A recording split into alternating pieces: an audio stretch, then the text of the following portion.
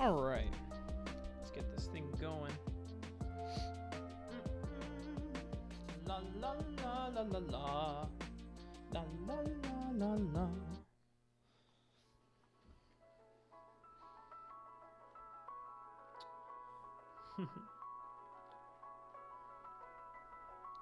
Let's go ahead and ring up Mr. Gopherino here. Turn on this. That's probably better.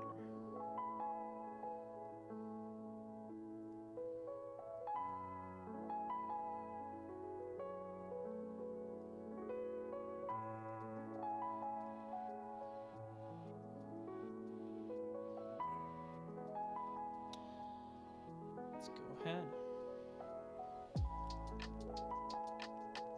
All right, let's get this bread.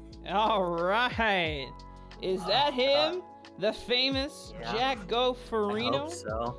You hope so. Let me quickly turn up my Discord volume, because I had to turn it down quite a bit yesterday, because a certain call was giga loud. Okay, there we go. A certain call. I might have seen a picture of this certain call. Yeah, I might have too, allegedly. Allegedly. I might have actually seen a picture of you in that certain call, so someone may or may not be stealing your identity, Jack. Potential. I mean, it's not hard to steal my identity. Just Is it really? meme. Just me? But yeah, I take it you're just gonna be like streaming through Discord, and then I'll just tune in. Is this your screen? That is correct. That is correct. God, I'm such a big brain color caster. Oh my god. You're already better than you were 6-7 months ago, Jack. You've evolved so quickly and rapidly. Good job. Deadass? Okay. I mean, we'll see. We'll see, right? Yeah. Because I feel like I've changed, but it's been like a step up and not drastically evolved and changed. Like, you just say that, I'm like, okay. True. I appreciate the sentiment, homie. Oh my god, you're wearing a Golden Guardians t-shirt? Yeah. The Niles jersey stays on during sex. Damn. I don't blame you. I'm actually a semi-Golden Guardians fan because one of their old managers, Degon, went to VTech, so... Oh yeah, Degon was a manager. Now you want to leave? Choco. Alright. Oh. Hang on. Choco is being silly. At first he was like, he wanted to be in the room with me. I'm like, okay. That's fine. Oh god, I feel that with my dog, yeah, because she'll always be like, yeah man, I want to chill in your room. I'll be like, alright. Then she'll be like, no, why are you locking me in here? I'm like, let me out. Feel your tits. Like, let me it out. happens when I shower too, because she gets anxious when she's staying down here, because she's like, no, don't leave me alone. I'm like, alright, you want to just chill in here with me? She's like, yeah. And then she's like, alright, peace. I'm like, god damn it, now the bathroom door's open. It is what it is. Truly. Yeah, this dogs be silly sometimes. I can confirm, yeah. My dog is a complete goof. But we love them all nonetheless. All right, I am sharing my Upsurge Esports VOD screen. God, why is my volume so quiet? I also could have been stepping away from the mic. That's what I think it was. Okay, yeah. Mm-hmm. So, out of curiosity, I know you've mostly been sitting down doing your casts, so... I mean... Does kneeling count as sitting? Does kneeling count as sitting? You know... Let me see. Let's Google it. I'm kneeling right now, and honestly, this feels more anxiety-inducing than just sitting or standing. What? kneeling. Yeah. Well, I guess I'm So, kneeling on my all chair. right, back. Oh, go ahead. Well, my chair's like more flimsy by kneeling, so. Yeah. So basically, the background information on why I'm always like kneeling unless I'm actually playing the game has to do with like my back is kind of complete pee pee poo poo because you know that gamer posture. Yeah. So Pee pee poo. I just found out like, hey, if I just kneel on the ground, my back doesn't hurt, and so that's now how I cast too. Have you tried standing? So I want to try that, but if you've seen my setup, I'll send you a picture here actually. Okay. Basically it's like if I were to stand up, it'd be really uncomfortable because the monitor, I can't really tilt it up all the way. I'll show you a picture and you can show stream if you want, but basically like if I were to tilt my monitor up, it'd be extreme. God damn it, take a picture. It'd be extremely wonky because of the little roof part up top. Mm-hmm. Shit, why did I have a message typed? Welcome to the Raw family, MF Pater. Thank you. MT Mount Pater? MT Pater? Hope I'm not butchering that. Thank you so much. 안녕하세요. Oh. Oh. Oh, okay, there you are. Oh, there's me. Okay, I was like really sus for a second. I'm like, wait, I'm not hearing you. Oh yeah, I don't know. I just muted myself for a quick second. Okay, yeah, I was like, oh. That's weird. It's me. It's me. I'm looking. Rafa McGee. Yeah, I'm looking down at you, Yeah, but I'm supposed to be looking. You right. can see my beautiful Luna stickers on my sound system and my advanced So what? numerical methods so textbook that I use to prop up my monitor. I do like the Funko Pops though. I see Jinx. Yeah. I see Wonder... Cowboy Bebop. Oh, is that an Ash statue?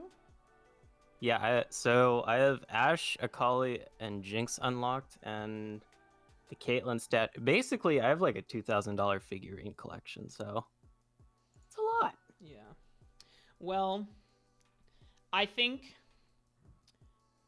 you should try placing your Logitech webcam on that second bench row with where your glasses are, so that way it'll be easier to it'll match your eye level so that you can stand up.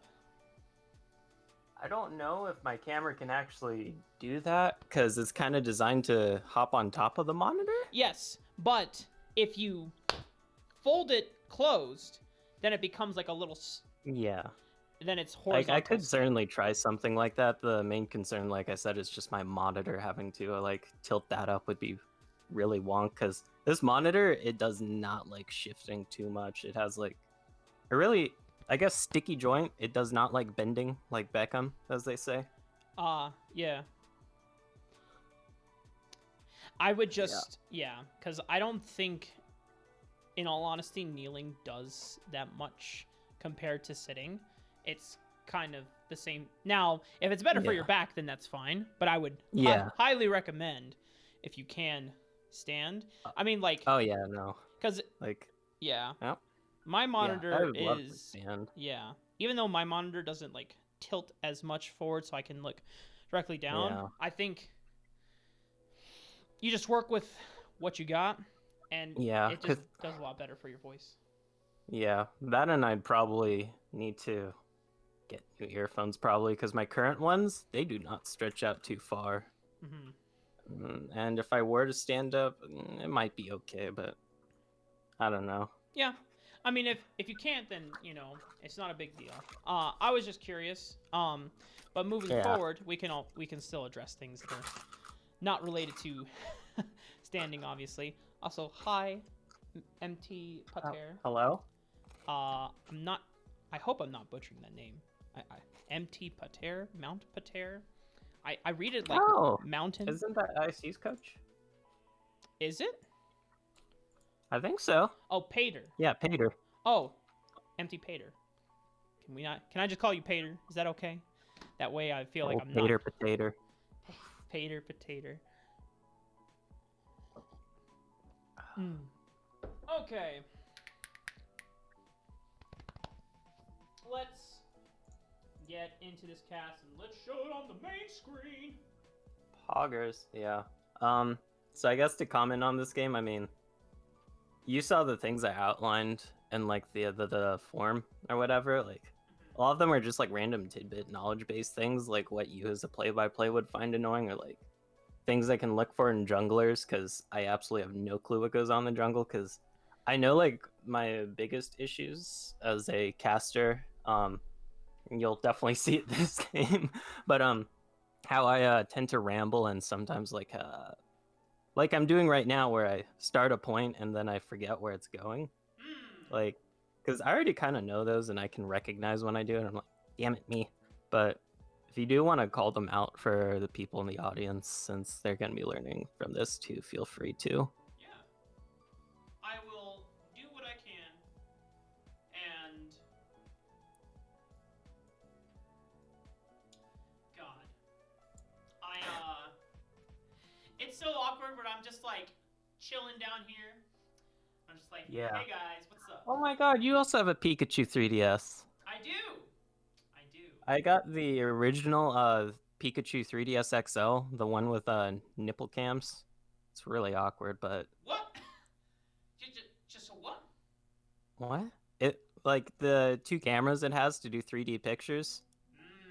They're right on its Pikachu's chest, so you look at them and you're like, what?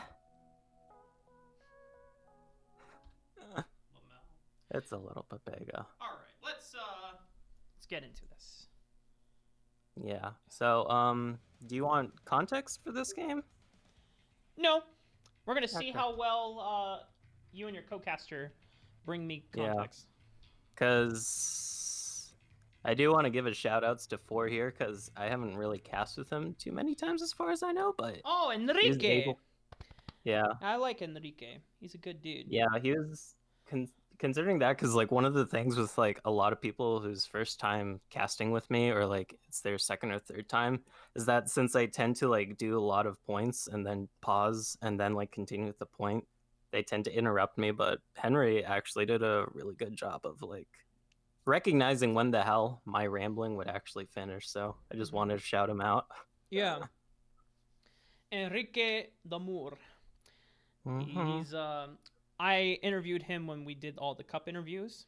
I was really impressed with his work and his resume, and just how he presented himself. So he's doing a lot of journalist work in California right now. So he's got a good thing going. Okay, he's in Cali.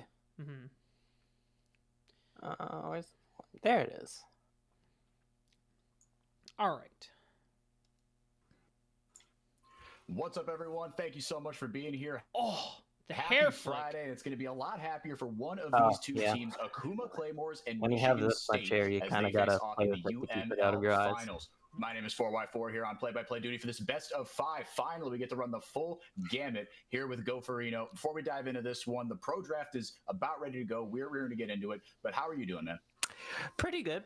A little bit stressful right now, considering all my classes are like, you have a final project. In fact, one class is like, here, have 2 final projects. So I have 4 final projects to work on. It's mildly stressing, but a good way to unwind, I hear, is casting. So here we are. What? No, I just keep that. I think you should find a way to condense that and be more straight to the point. But that's you, Jack. That is your fucking brand. So I still don't know what everybody calls my goddamn brand, because they're like, yeah, I recognize when you're casting. I'm like, okay. I don't know what you mean by that, but cool. See, like, I just and I just I mean, like, you're I think the only thing that's kind of polarizing is that Enrique's coming in and he's like, all right, we got the serious tone, you know, we got a really good matchup going for you guys, and you come and you're like, yeah, you know, I'm trying to take a break from finals and studying, you know, I heard castings are a pretty good way to relieve myself. Here we are, you know. It's just So, like, don't get me Yeah. wrong. That shit's funny. I think Yeah, if you're I gonna know, it plan is on doing fun, that, you should probably. And obviously you haven't casted with Enrique before, so the first time you're like Yeah, different personalities. Like he went this way and you went this way. yeah. They're both fine As the- directions, Oh, just completely yeah. opposite. We tend to match up well, though, for the most part during this series. From what Sure. I understood, we just kind of found a neutral ground of like a vibe. I guess is definitely a little bit on the serious side because we were Yeah. like, yeah, this is kind of grand finals. We have to like talk about, and there isn't like Oh, too many this of those is like grand finals. Oh man. yeah, Well, yeah, you and know. it's really memey too because I think I wasn't able to do any research because, like I said, I have 4 final projects that I'm working on, so. I'm so thankful that 4 has been actually casting a decent amount of UML, so he kind of knew a few things about the players. Mm-hmm. Ravish brings up something for if you're wondering what your humor is, Gopherino, or your brand, it's the dry humor, and you're always breaking the Real. fourth wall, as he claims. Yeah, I Grand just break finals the fourth wall equals to remind Smacks that grand Jin finals exists. UML. No research. Let's fucking go. Hey, Alk, if you have 4 final projects, what would you prioritize? Some vouch bucks and an extra viewer or 2, or graduating college? I don't know. I'm like weighing the options here, and like maybe if it was a few more vouch bucks and like 2 Twitter followers, maybe. But... You would have Come on, done this it for is UML 2 finals, Twitter not UPL. followers. Ladies and gentlemen, if you're not already following at Gopherino on Twitter, please go ahead and give him a follow because this man needs more vouch bucks in the scene right now. That's true. So I need more of an audience to tell people about the exact time and date where Risen Champs stream starts. honestly, Risen Champions League should pay you more just for how much free advertisement they are getting out of you. It's true, but the Travi bucks. Travi bucks, brother. But yeah, I forget how the first champion select went. Since I obviously didn't know too much about the players' champions pools, considering my research consisted of 20 minutes before the match, I'm like, well, shit, this is happening soon. Right. Okay, that's the bracket. Okay, this is how they got there. Cool. So I don't have too much to go off of, and I think I just kind of default to the standard of like, well, this is like kind of meta right now. Like the, it's like a fighter, no, a knee-jerk response. Like, right. like I guess a great IRL example is like when someone finds out you're in college, they're like, "Oh man, so what are you studying?" And then you just like go into that robotic tone of, "I am a mathematics major with a statistics minor. I'm planning on graduating this December. I am looking for jobs." Right. And they're just like, "Cool." Very cool. That's crazy. Damn, that's crazy, bro. Yeah, that's crazy. Have you tried subbing to Ravish, Rafa? I mean, you could also sub to Ravishing Cass. Thing is, don't you need to be partnered or whatever to have people be able to sub to you? You need to at least be affiliate to be affiliate. That's the word. Yeah. Mm-hmm. I'm but in all honesty, affiliate is not that hard to get. Yeah. It's like, don't get me wrong. Like when people get affiliate, it's still like an accomplishment. But like, as long as it's like follower and schedule based, right? It's 50 followers. You stream more than 12 hours within a 30 rolling day period on 12 unique days. And you need to have at least an average viewership of 3 or more per stream. So as long as you get like, I mean, like if you really wanted to affiliate that badly, you could always create like 3 Gmail accounts, make Twitch accounts associated with those Gmail accounts, pull them all up on separate browsers and devices, and just do that for your stream. And then, boom, affiliate. So that's true. It would be nice if there's like a halfway accomplishment between affiliate and partner, because the jump. Oh yeah, because partnered is really hard to get, right? Yeah, partner is a whole other beast because you need to have at least 75 concurrent viewers or more on an average per stream, and then it's the same thing. I don't think there's a follower goal or like benchmark you need to hit, at least it's more than 100, I guess. But like, there's a lot of people who have like a shit ton of followers, but it's hard for them to maintain like, more than 30, 20 viewers average per stream. So anyway, we're 21 minutes into the stream and not even in Champ Select. Welcome to Rafa's VOD review. All right. No more jokes. Anything I spot, unless it's like I must address it to you right away, I'm going to keep it as notes for later to discuss. Cool. But so I want you to know though that even if you're matching up with a caster you've never worked with before and you don't have any time to research and prep, if it is grand finals, even if it's UML and it's kind of lower MMR versus, other leagues, especially once you've already tasted SGC, you still want to create some a respect around it. So I think the tone that you went with is fine. I think it would have been nice to let Enrique know before you did the entry, so that, because he can laugh, he can joke around, and I'm from based on what you're saying, he gets with the program later on and he lightens up, but he starts out super professional, super serious. Yeah, this is grand finals. And then when you bring that casual level super down, it's just polarizing between the two. It definitely was partially on me for not talking with him too much before this series, because I probably should have had it go through my head, hey, I've never cast with this guy before, or I've cast with him once or twice. Maybe I should hit him up and see what we be doing, but that's more on me. But it shouldn't be too jokey for the most part this game. Of course there's going to be little quips here and there, but there's going to be none of those tirades like everybody always memes about, like, oh, look at these casters, they want them like a 5-minute tirade about how Ornn is a DPS champ assassin melee support enchanter. It's like there's going to be none of that. Like, okay, yeah, as far as I remember at least. But I'll make sure. Yeah, this isn't your grandma's write a strongly worded letter and file it in your drawer for later. This is we get to yell at our screens for a couple hours here about League of Legends. The season is in full swing.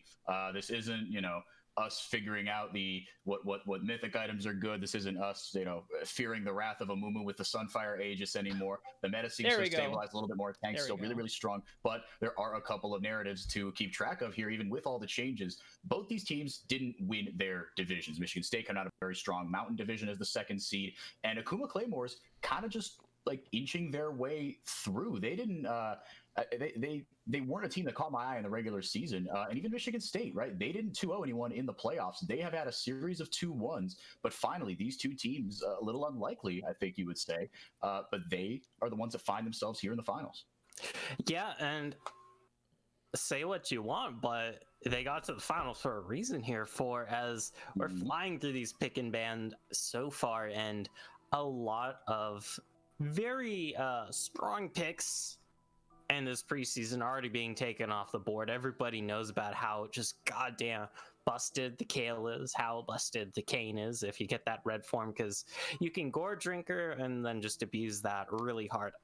Won't be seeing that this time around, and I'm curious what's going to fall through the cracks here for us, since obviously it is preseason. There is a lot of wacky shenanigans running around. I know before the game you yourself were talking about how you just got to cast your first Amumu game a week or two ago, and you're really excited about that. So maybe we get to see a little bit of the mummy here on the Rift. Who knows? Yeah, he is a little bit weaker, but still pretty dang strong. Atlas, it was actually an Akuma Claymore's game. Atlas, the jungler for the Claymores, that after just 6 meme picks of a Mumu, finally he got to get a spot in the limelight. But like you said, for Gopher rather, a lot of power picks just being taken off the board here, and a couple of more niche picks here. Kha'Zix and Kayn are incredibly strong. Graves is still super strong. Kale, they toned down Riftmaker. Kale said, I don't care, I'm still going to take over games. Samira's still incredibly strong. So these are kind of picks that, because it is the preseason, like you were saying, no one gets to pilot these. Otherwise, you'd be shooting yourself in the foot. Jin's still incredibly strong. it is not Huan Feng going to be piloting it this time around, but it is Bodast. And this isn't something we've seen him play that much, but he likes the Samira when that comes through. And now a priority pick being taken away from both of these supports that like to play these tanky engaged style supports in Leona. That's going to go to Michigan State's G-Friend Kenny. And Leona has been a support pick that has been popping off quite a bit in this early preseason, just due to the changes in the environment. AD carries in general, especially crit AD carries, are considered weaker for the most part. And Leona likes that because that just means they have a harder time dealing with her, or like even trying to bully her out in that laning phase. And Leona still has the same dummy damage that she does too. I mean, there was that one Reddit clip from a few weeks back of Dummy 0-10 Leona solo Nice. killing a Lucian ADC, and that was like 30 minutes in the game. But it's got to be paired with the Ezreal, which is interesting because Ezreal does have a lot of ways to, of course, proc the Leona Sunlight passive, but he does also have that infamous dip when he's busy stacking his tier and the enemy AD carry is on, you know, a bit more powerful of a back. We'll see how that shapes up though. Sejuani Alistar gonna be the responses here. Yeah, Atlas is going to be on the Sejuani. He likes the Hecarim and, you know, a little more of engagey style junglers as well. And Sejuani is that, but not with as much take over the game potential. And I like how you pointed out it's a bit of an odd couple in the bottom lane for Michigan State. Leona Ezreal as really big meme here. In his first game, making his debut here off the bench in the finals for Michigan State. He's going to be on the Olaf. So, yeah, but this is a bit of an odd couple here. Two pretty safe AD carry picks. You know, Leona going into this Jhin, who is a crit AD carry, still incredibly strong, but like you said, a little bit weaker nowadays. Yeah, I don't know. I was usually like to kind of, as a caster, characterize lanes into nice little offense versus defense buckets, but the Leona Ezreal is a little bit interesting, but Sunlight really does like playing this champion. Yeah, and obviously it's not the worst pairing up. In fact, they can have strong synergy, like I mentioned earlier. It's just usually, at least going off of last season's standards, when Ezreal would have to back and buy a tier and the enemy AD carry would be sitting on a pickaxe or BF, that'd be a very tough time and hard to push that. Of course, though, now that tier is that 400 gold item, that's not as much the case, and I'm curious to see it because I haven't got to cast Ezreal yet in this preseason. A lot of Jhin, as is obvious, as Malphite currently being hovered, that'd be another very strong, beefy front line here for MSU. And MSU, between Leona, Olaf, and Malphite, that's a lot of beefcake for your front lines here for. It really is, and what I like is that you've got a lot of beefy boys, right? And Olaf in the mid game is going to be still really strong. The objective control should be pretty good. So, all right, let's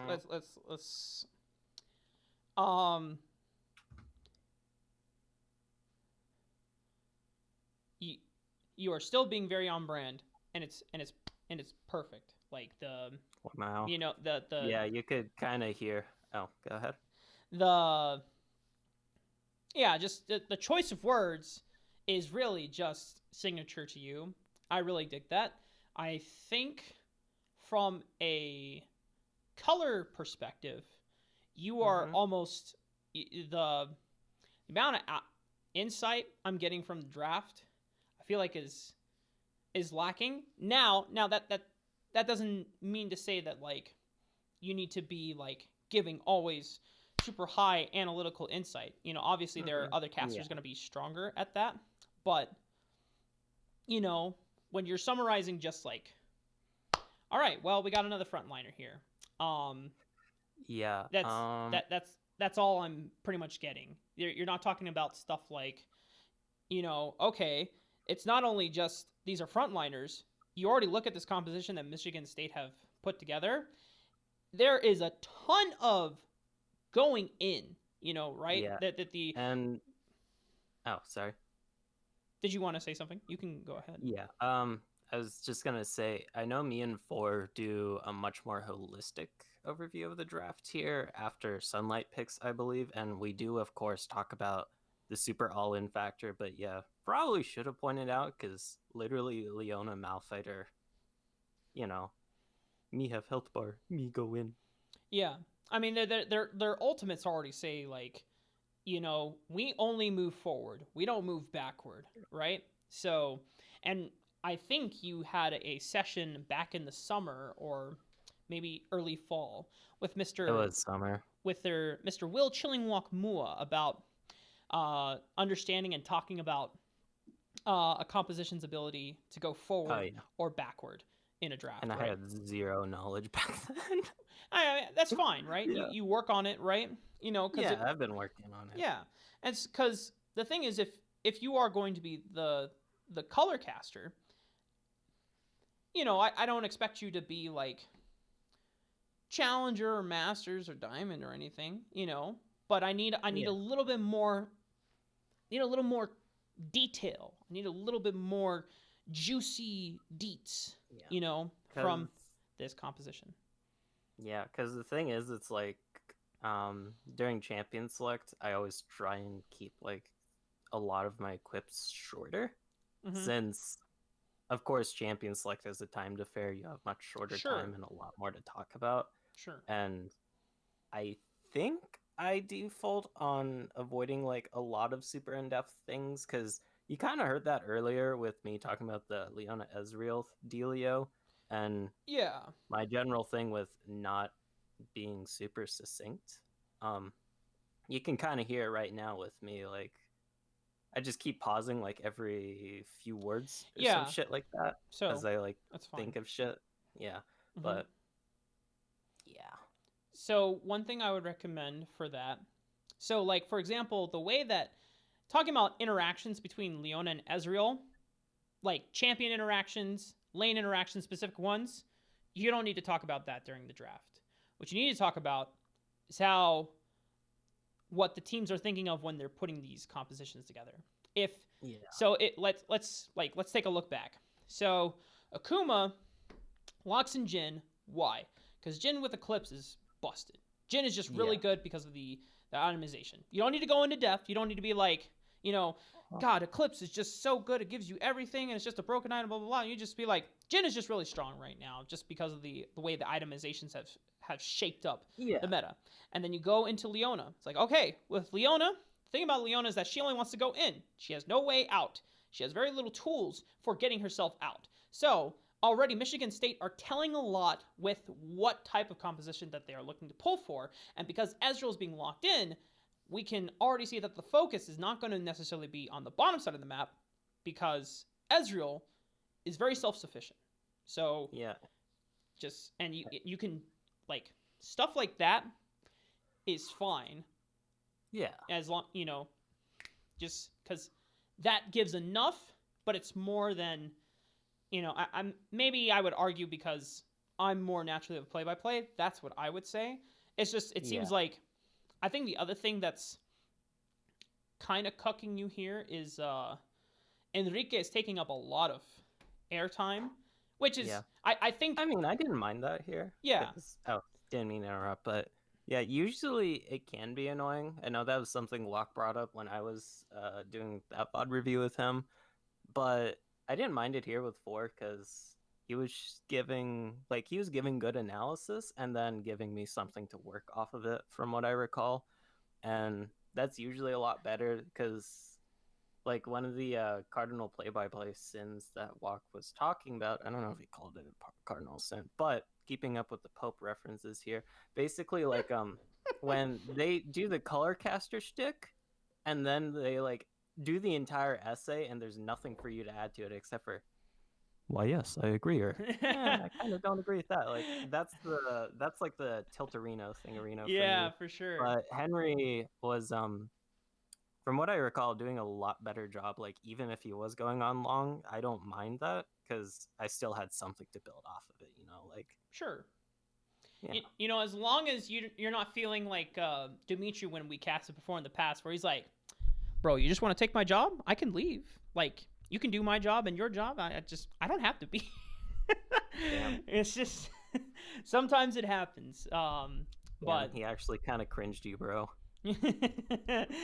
I know that's happened in the past, where he's like, this man's trying to take my job. That's crazy. Damn, that's crazy. Have you tried not taking my job? Yeah. All right. Moving forward. So just, that's something to keep in mind. So like, general rule of thumb, I don't know if it's a general rule of thumb. I just think this is what we've come to agree upon. You don't need to talk about lane interactions. You can save that once you get into the game and the camera's like hovering over certain things if like you're trying to figure out what to talk about or if it's relative to the player narratives that you're spinning off of. But Yeah. you know, if you have no player narratives, then you got to talk about like what you should be expecting on screen, and then just seeing like, okay, Leona wants to go forward, and Ezreal's really flexible because either he can follow up or he can kite back, and he's self-sufficient. Bam, Sejuani, Alistar come in. They're like, oh shit, they got heavy engage. We got heavy engage. But Alistar is a little bit more flexible because he can always peel for his Jhin because they're recognizing that Jhin without flash is a dead weight. So they get some powerful engage, but also some decent disengage in Alistar. Sejuani is a little harder, but... And then you get Olaf. So now, Akuma should already know that if they don't pick some heavy fucking disengage, because Olaf, they don't even see the Malphite yet, but just with Leona and Olaf alone, because Olaf can just ignore that shit. So, you know, that can give you a point to talk about, okay, because Michigan State really want to go in, they're going to want to ban picks either that help Akuma disengage better, or ban away strong, powerful laners that do not allow Olaf to invade onto the Sejuani, right? Yeah, because I know that's like one of my bigger problems. Like, I have a harder time looking at the bigger picture. It's just hard for me to keep track of like that many things in mind. That's why like you'll usually like a lot of the things I say analysis wise in Champion Select are like lane versus lane specific sort of dealios, since looking at like 10 different picks, how they synergize with their own team, go against the other team, at least for my low RAM brain, is very hard. Sometimes it's okay like to that. take... Well, sometimes it's okay, but when Enrique, like when your co-caster's done talking, it's okay to just take a pause and then just study the map and study the picks. And you can say things like, let's say Enrique finishes, and then, you know, Olaf comes in. Yeah, with this Olaf locked in, this team is very, very committed to going forward. And for Akuma Claymores, if they don't find a way to be able to grab some champions that can provide that powerful disengage, you can just take it slow. Take pauses, you know. I would rather hear you pause than stumble and use filler words like like yes. Every time every time you use a filler word, that's $1 in the jar. Taking it right Joke's out. on you. I'm a caster, so I don't have dollars. Oh shit! All right, fine. I'll. Whoa, buddy, where's the sensor? I can't reach it from here. My arm's too short.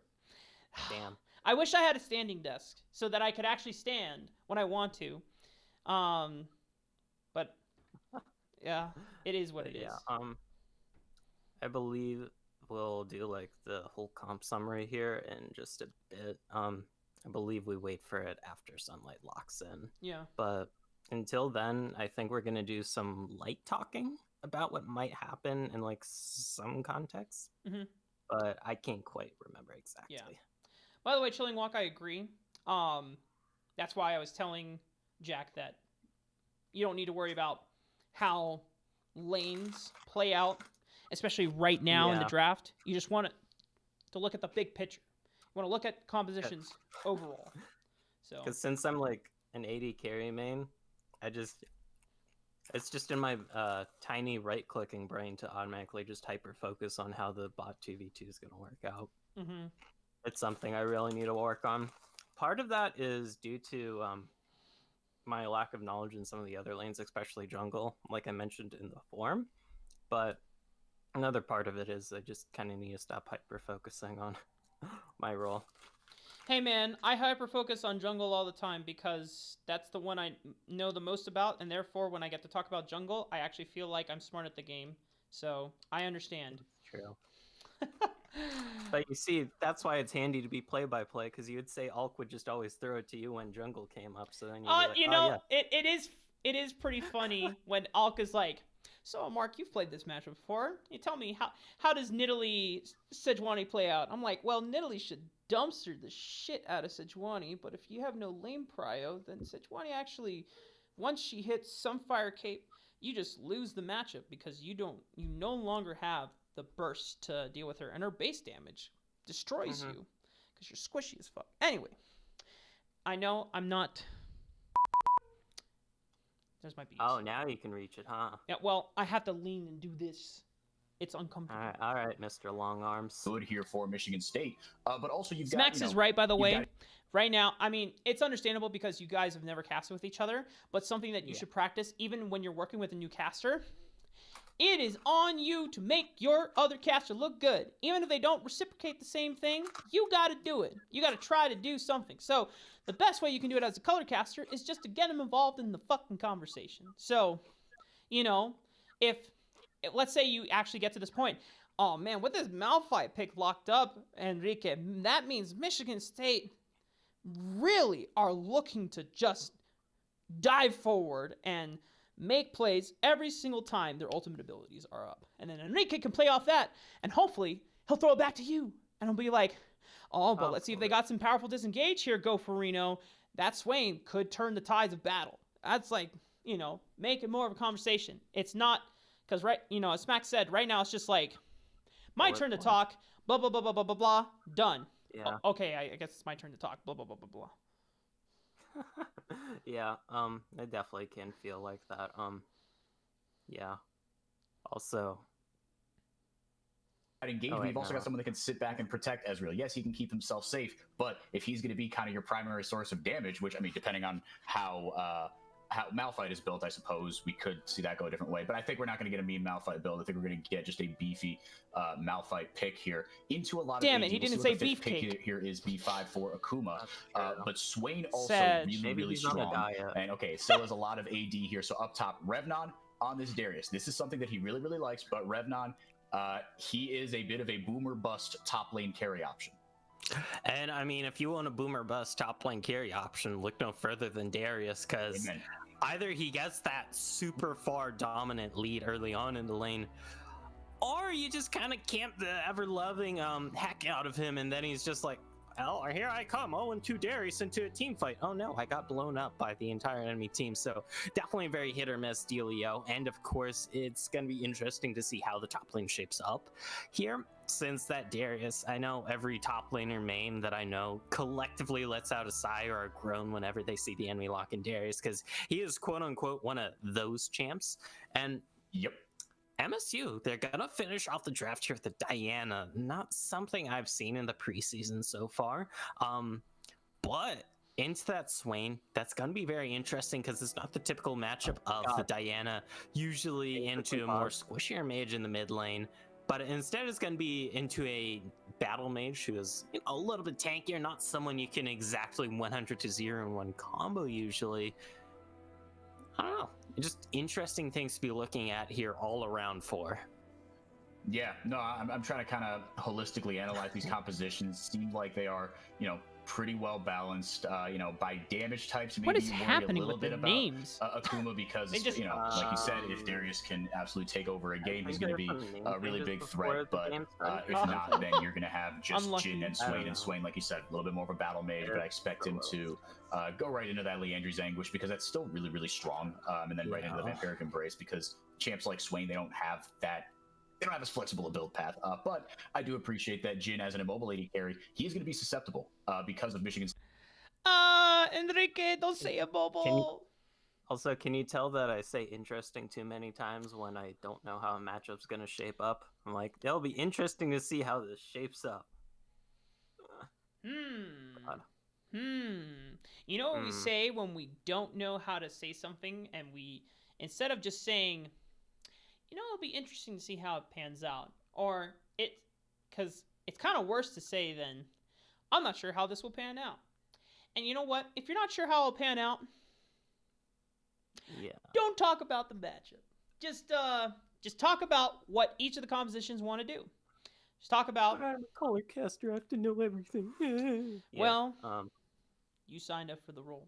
You can always switch to play-by-play. Join the 10 do you hear this monotone, Rafa? Do you think this monotone can effectively play-by-play? You never know. You never know until you try. That's true. I could be the boring play-by-play. Like, oh man, a team fight's breaking out. Look at that big damage, guys. Hoo-wee mama. Could it be the branding angle? It could be the branding angle. Well, anyway. So yeah, to get rid of this quip about saying it's going to be interesting how it plays out. Yeah. Just either don't say it, or just you got to focus on something else. Yeah. So I will say I did like a little quip about Darius because you gave solid insight on what this champion does, and you said it in your own way. I probably would have condensed it a little bit shorter. I think it ran. Yeah, you could say that about like most of my points, though, probably. Yeah. So. Yeah. And something that something I actually did with Ravish Goferino. I'm not sure if you caught this during the VOD review, but I think I caught part of it. So one exercise that I told Ravish, and it's something that you got to do on your own time, but you go back through a cast, and you go specifically to your calls, whether it's in Champ Select or just whenever, and you listen to the sentence or phrase that you said. You type it out on a document, and then you figure out how would you re-say that in a shorter, condensed form. And okay. This is from a while ago then, I think, right? Ravish's VOD review was last 2 Thursdays ago, yeah. So. Okay, yeah. So I was like, wait, I could have swore I've heard that before but I didn't think it was in this batch of review. Oh, well, that's off topic. Okay, we're getting confirmation from chat. It's actually 2 Tuesdays ago. Oh, 2 days. Did we do it on a Tuesday, Ravish? I thought we did it on Monday. Was it 2 Mondays ago, Ravish? I can hear him go. He's in a different time zone. Cut him some slack. It's like, actually, it was Brother Rafa. Don't you know Canada is just a day ahead of us? I mean, with how dope Canadians are, they might as well be just a day ahead because they're ahead of everything, the meta. Anyway, enough of my simping for Canada. Moving forward, let's just like this comp. Yep, States that's right. Comp, whether it's the Malphite or the Diana, or Leona with just a point and click CC, you've got ways to get back there. And so I like that they are focusing in here. It seems like on the Jhin and Katarina, the name of the player, not the champion. The mid laner from Michigan State, he does like to play assassins, and while a mid laner is a mid laner, I suppose, it's still a fundamentally different style of champion, but he's very comfortable on these. For sure, yeah, and I mean MSU kind of just full on bringing out the goon squad here, except for that Ezreal, like you mentioned, because other thing, when you're coming back in, this is another reason why pausing will be beneficial for you, because for sure, yeah, and those are your first 5 words back into the call. Poggers. Yeah, that's not poggers. That's. Damn, I'm not Rafa's little pog champ. But yeah, because Jesus. I think part of it is like because a lot of people when they think of casting, they're like, yeah, they're just constantly talking, and so when I got into casting, I'm guessing like my gut instinct was like, right, yeah, and talk or die. That's a natural gut instinct that people think. Yeah. I mean, like, when we were doing the cup interviews, there was a lot of inexperienced casters that when we asked them the question, what do you think about dead air? They're like, dead air is pretty bad because if you're not talking, then people are going to think you don't know what you're talking about or know what you're saying. So I just try to... Because some dead air is fine. It especially depends, like... Because I know for my interview, I was like, yeah, it kind of depends, like... Because you can use it to great effect, like, after an absolute amazing team fight, if you just wait, like, half a second or a second. They go, "Oh my god!" Then people are like, "Damn, even it took this 200 IQ color caster a second to process that amazing fight." Yeah. You're just like, what just happened? Nani the frick? Nani. You can use it for 5 seconds, by the way. Just take a deep breath. What, me? No, I'm just imitating 5 seconds of pause and breath, and then you just go back in with what you want to say. By the way, Ravish, these are not jeans. These are joggers. Anyway. Ah, yes, flashing the thighs on stream, baby. Rafa thighs. They have all those Rafa methods fans. of getting on top of this Jhin. Of course, though, you kind of have to look at the side of Akuma here, because MSU's composition, they're going to be, you know, they're very forward composition. Woo! They want to like get up in your face. Aside from the Yeah! Ezreal, who's a little Come bit. on, even my P brain can recognize mix and- Diana, yeah, Malphite, mix and Olaf, match Leona. when it It's comes to a little playstyle. forward. I It's mean, very I flexible, would but have liked it when if you recognized it from Leona Olaf, but you know, it better late than never. So let's go. That Malphite, Diana, Olaf, and Leona all diving into a Swain, into a Darius, into an Alistar. That is going to be very, very #PainTown 2020. So we'll have to see how it shapes out here, because Kuma, they definitely do have a lot of means here to deal with the dive.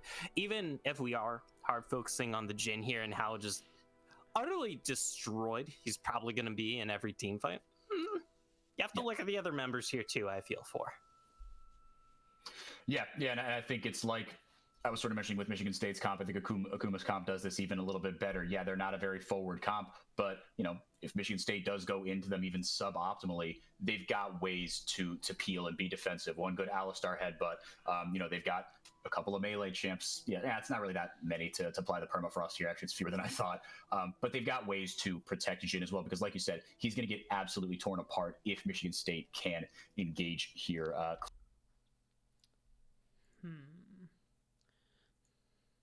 This is unrelated to the cast, but for all my lovely Raw family viewers in the chat, what do we think about Akuma's comp?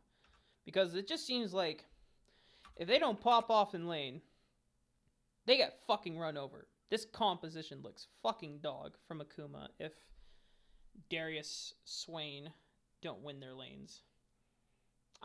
This just looks like a win lane, win game.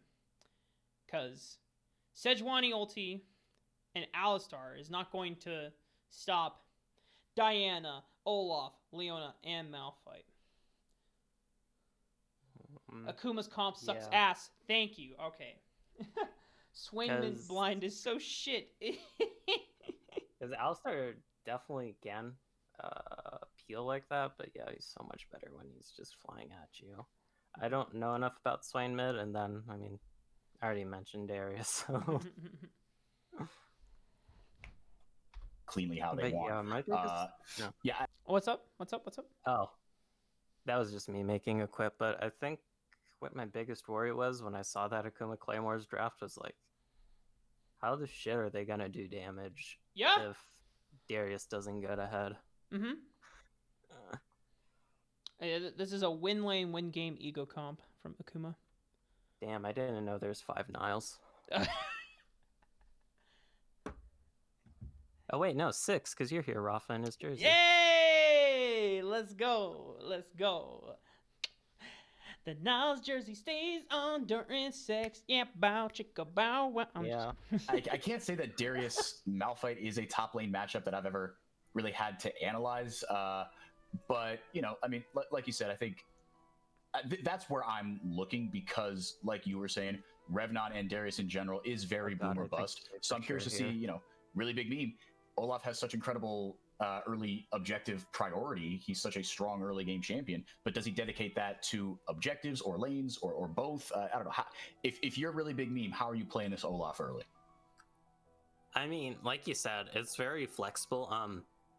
Definitely with how I feel like snowballing the top lane can be. So see right there, moments where you want to say you can, and you pause anyway. just take the pause, homie. You can Yeah. just. Can you take tell it. I know that I know piss all about jungling? Then don't talk about it. If Enrique throws it to you and you're like, bro, I don't know jungle, don't throw it to me, just be like, yeah, I'm not really sure if the story is going to be about this jungle matchup. I'm really more looking towards what happens in the mid game with this composition as a whole. Try to get Enrique off the matchup train and get him on the comp train. Because you want to talk about comps and players and narratives and storylines. And probably because, since you had 4 projects, you couldn't research much about the players and see their storylines. So talk about the composition and set up a movie, set up a script. Say, yo, at the mid game. That's right. Because it's like, yeah, you'll definitely see here once I continue talking. Another one of my greatest follies. It's like, if you throw something to me and I'm not entirely sure how to talk about it, there are just plenty of times where I'll just kind of talk on and on, like I'm just making an essay in my head, and then I just figure out like, yeah, so it kind of makes sense that it's gonna work out like this. I'm gonna say it works out like this. You're probably gonna see it here when I talk about this Olaf. Like, gotcha. You can focus there because putting a Darius behind is like very, very good in terms of like the grand 5v5 scope of this game. Because if there's a Darius who does what's the word, very low damage, I guess. I was trying to find a little bit more eloquent, but if it's that's fine. By the way, what you did, Darius who's underfarmed, that's fine. Like, yeah, let's say my immediate gut reaction there was to say piss low damage, but I'm like, wait, no.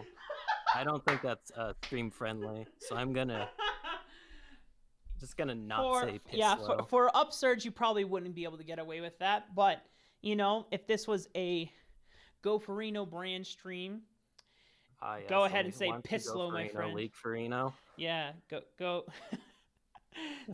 Say piss low, baby. Yeah, I fuck with it.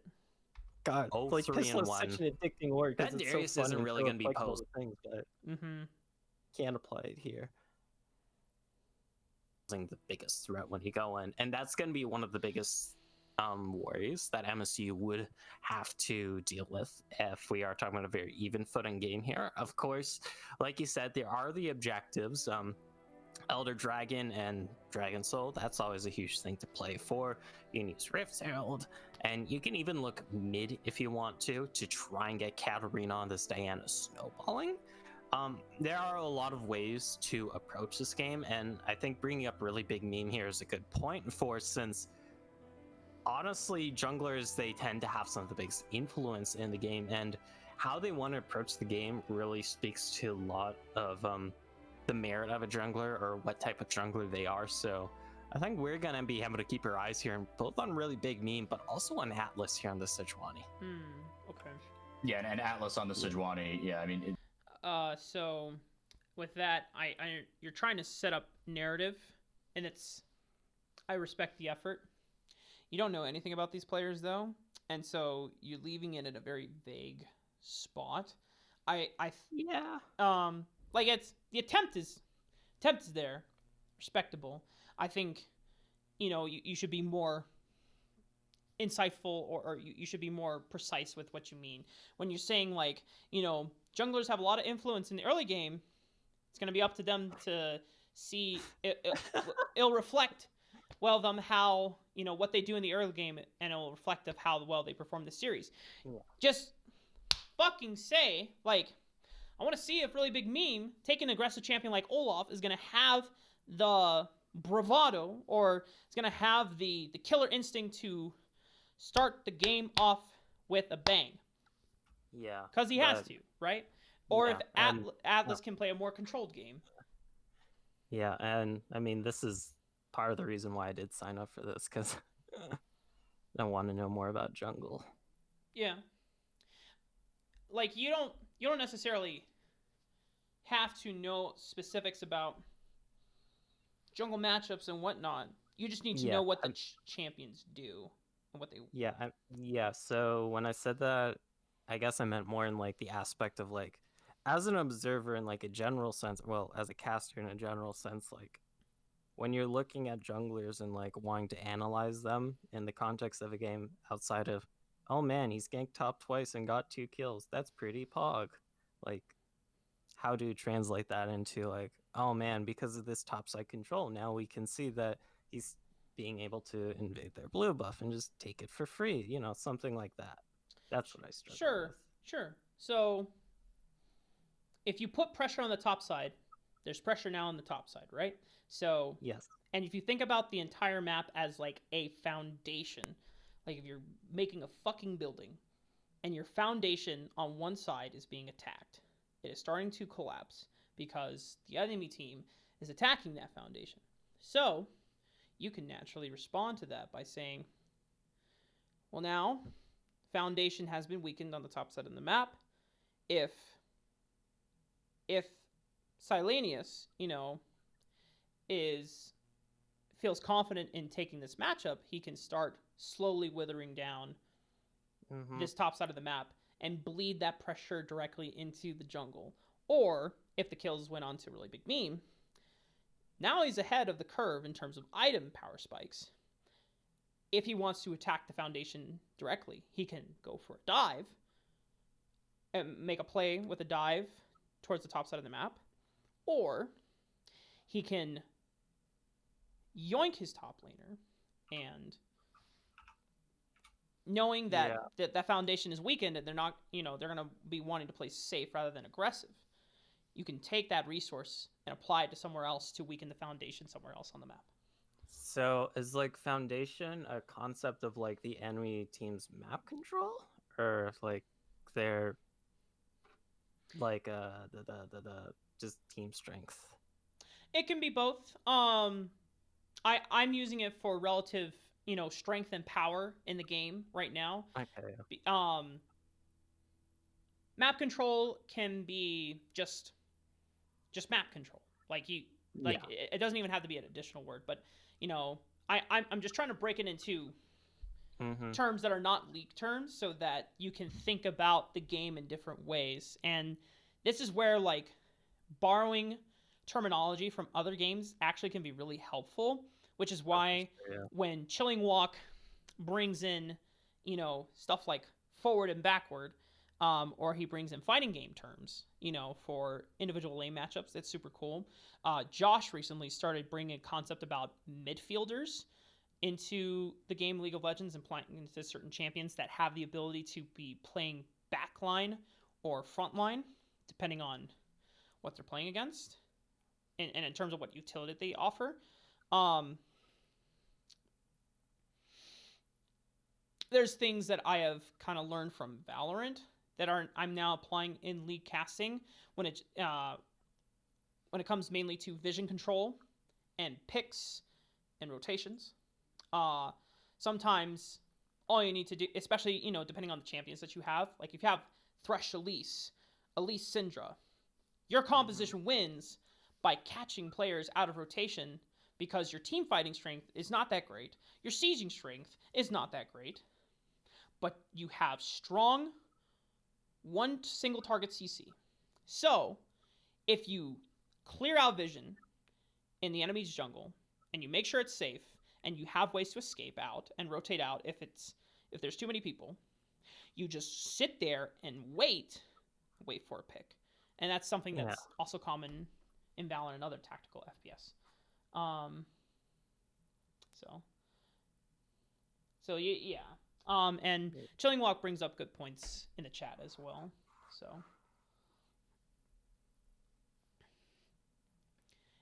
honestly, most of competitive games really get determined by the mid game rather than the early game, because unless these are really professional teams or the skill gap between one team versus another team is so high that early game leads and early game plays don't blow the game out hard enough that the other team can't come back.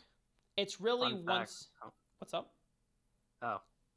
No, you can continue your point. This would just be like a meme quip about the second game in the series, but I don't want to disturb your train of thought. Yeah. So just, early game, that's why I've been telling a lot of casters, play-by-play ones, don't freak out about early first bloods or early solo kills or early 2v2s, they don't actually matter that much.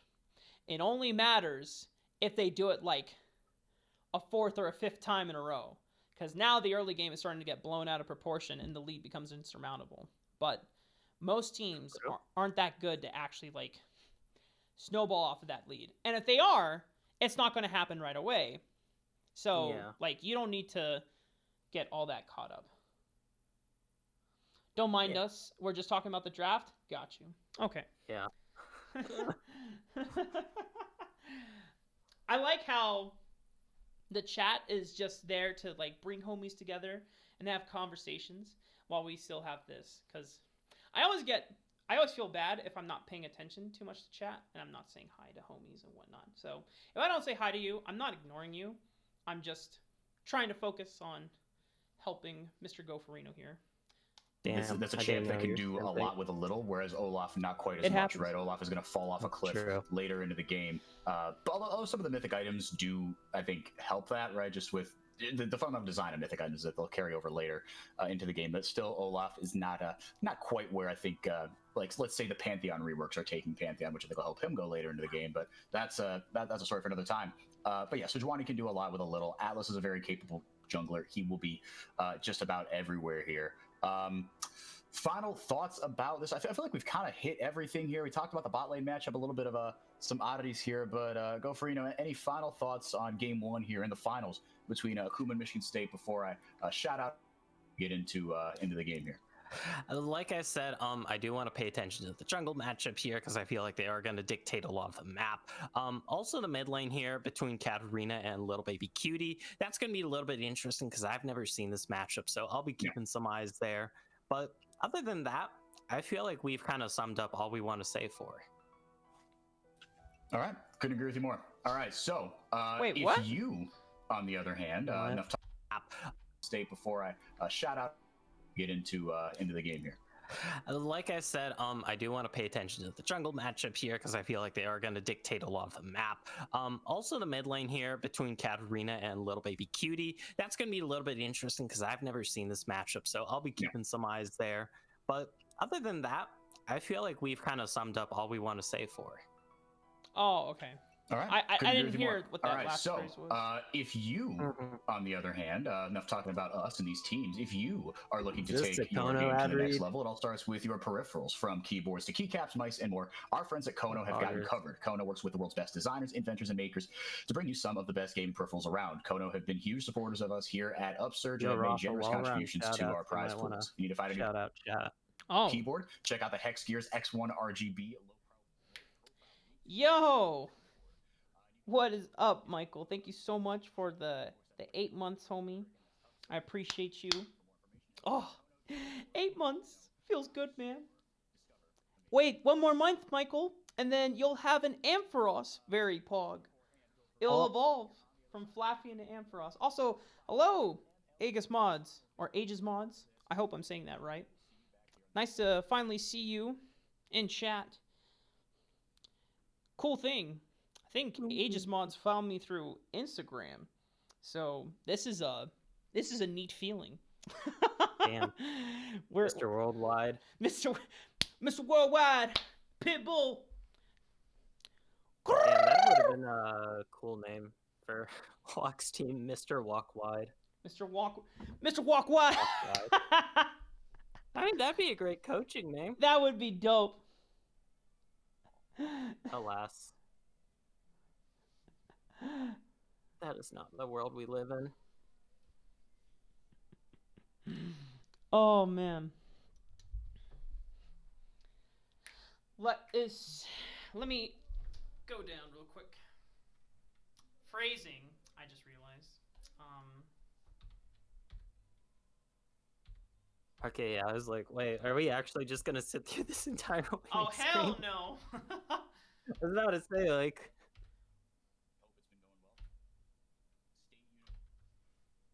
Everyone, thank you so much So for there's a being really here. The mini start to UML this? Grand Oh, you Finals are totally getting paused. underway. Game 1 of a best-of-5 between the Kuma Claymores and Michigan State University, the Spartans of East Lansing on the red side. And on the blue side, it is Akuma Claymores. So 414 get ready and for Goferino here with you all one of my through this biggest Friday follies. night. We hope it's been going well for you, and we hope we can make it just a little bit better here. Goferino, you were taking a look at some secondary point. runes here, which very astute. I didn't.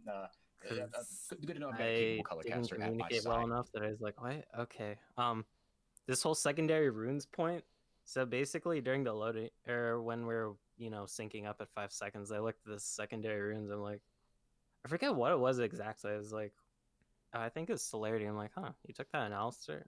I guess. Yeah. I mean, and probably should have communicated before that it wasn't a huge deal, but.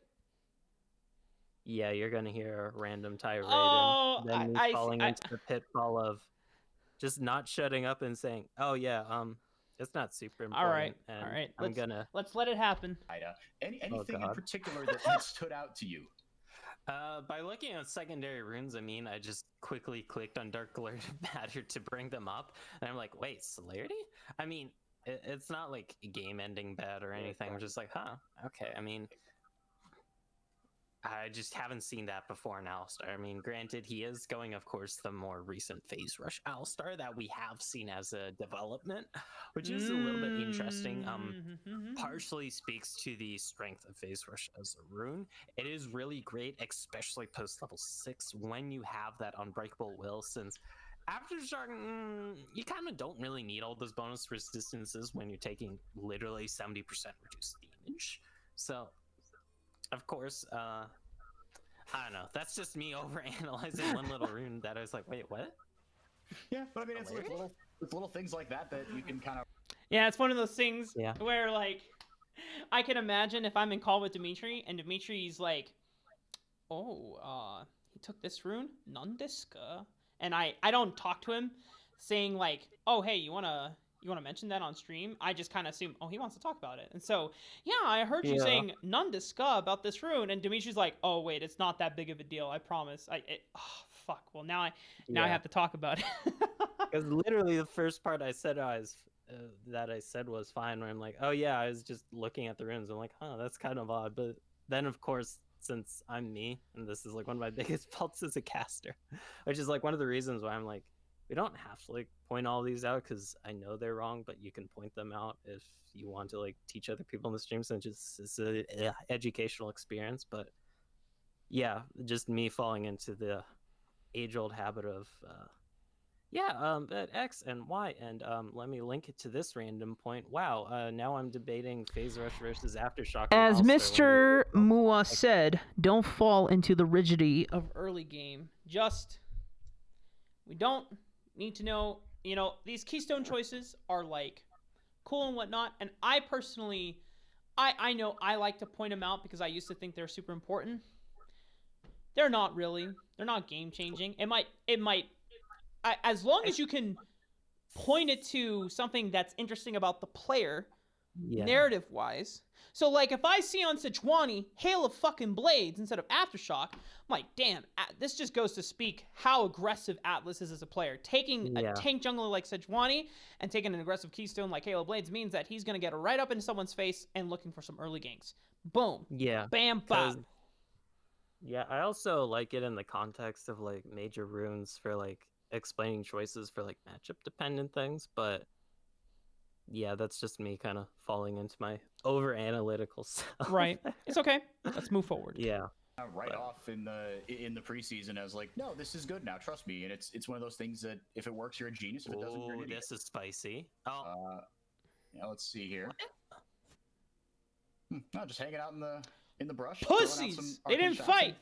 That's all she wrote. A little underwhelming. I know you wouldn't say that on an official broadcast. I can definitely understand that now that I think about it, because I'm just so used to people waiting in that brush. Because I remember and that time for you to enter it, of course. But Hyper had. I was like, I think it was Hyper who scolded you it's for. Against an Alistar who. It was like as soon as the teams got onto the rift, I think you said a gangbang joke or something. And they're like, no, bad Rafa, and you're like, I know. Now that was a long time ago. Yeah. It was. Yeah, that was a long time ago. Yeah, I've said some questionable things on cast before. Oh yeah, same. I've it's it happens. I think one of my favorite things I said was there's a Sejuani in the game, and I was calling a fight. Well, we see Sejuani coming down to gank. She's gonna throw out her ultimate. I don't remember what it's called. She misses it anyway, and my co-caster was like, "Oh, isn't it like glacial something?" I said, "Yeah, I was about to say glacial Ebola, but I don't think that's correct." And because I actually always mix up Sejuani and Lissandra ultimates because one is Glacial Tomb and the other is Glacial Prison, and they're both very functionally similar. Yeah. So I'll just casually just say the other one sometimes when I mean the other. But shit, what was I thinking about? Oh yeah, I've said really dumb shit like that too, almost. On some casts. And they could be like super informal ones, like there's 10 viewers and like the overlay is there's a intermission screen. Too, yeah. But yeah, there was one time where I was like, oh my god, this play deserves a swear. But then instead I said, pardon my French, but what the frick? And chat just blew up at me for language. Language? You just said frick. I mean, that's pretty memey, though. I hope they were memeing and not actually being serious, because otherwise it would have been like, guys, he said frick. What's that? You know. What? Oh, no, they're memeing too. Okay, good. Good. Anyway, moving on. For those that don't know, I did say gangbang, and it's gonna be terrifying gangbang, and I didn't even shy away from it. I just full on committed to it, and you know what? Go big or go home. Like, yeah, it's if you like chicken out that halfway through, then the viewers will get pissed at you. Because it's like yeah, like you just gotta fucking roll with it. Anyway, let's continue with your VOD roll review. with it and fix later. Could very easily have that pulverized level 1, and if you're putting them both standing in that pulverize, it's gonna be Pain Town because he's gonna pulverize you up. There's gonna be a Jin dancing grenade that of course hits you. So, you know, now that I think about it, but Atlas, we might see a level 2 gank here coming out of the big pig, but it's actually gonna be a vertical jungle challenge actually, and that ward in the river there was actually from the side of Akuma Claymore, so this isn't spotted out. We even see really big meme walking down towards here on this Olaf, and if the side of MSU isn't able to properly respond to this might put the Olaf on a bit of a noticeable back foot here for the first few minutes of this game. Shoutouts to me for saying actually. like, he's going right to Wolves. You did say actually like 3 times, but it's okay. The question mark ping does go down here, so maybe they have smarted that out here. But yeah, now really big meme's gonna discover that his blue buff is not there, and that it belongs in. And by the way, that little thing you talked about, if Sejuani pulls this off, then Olaf is gonna be put on a noticeable back foot. It's good. Yeah. Like not too much, because that match it shouldn't matter in the long term, but like it kind of will. Spoilers. You'll see here. Does Akuma actually win? Oh my god, they get to win the ego check comp. I forget what the exact score of the first game was. I think. No, I actually kind of forgot, but I do remember.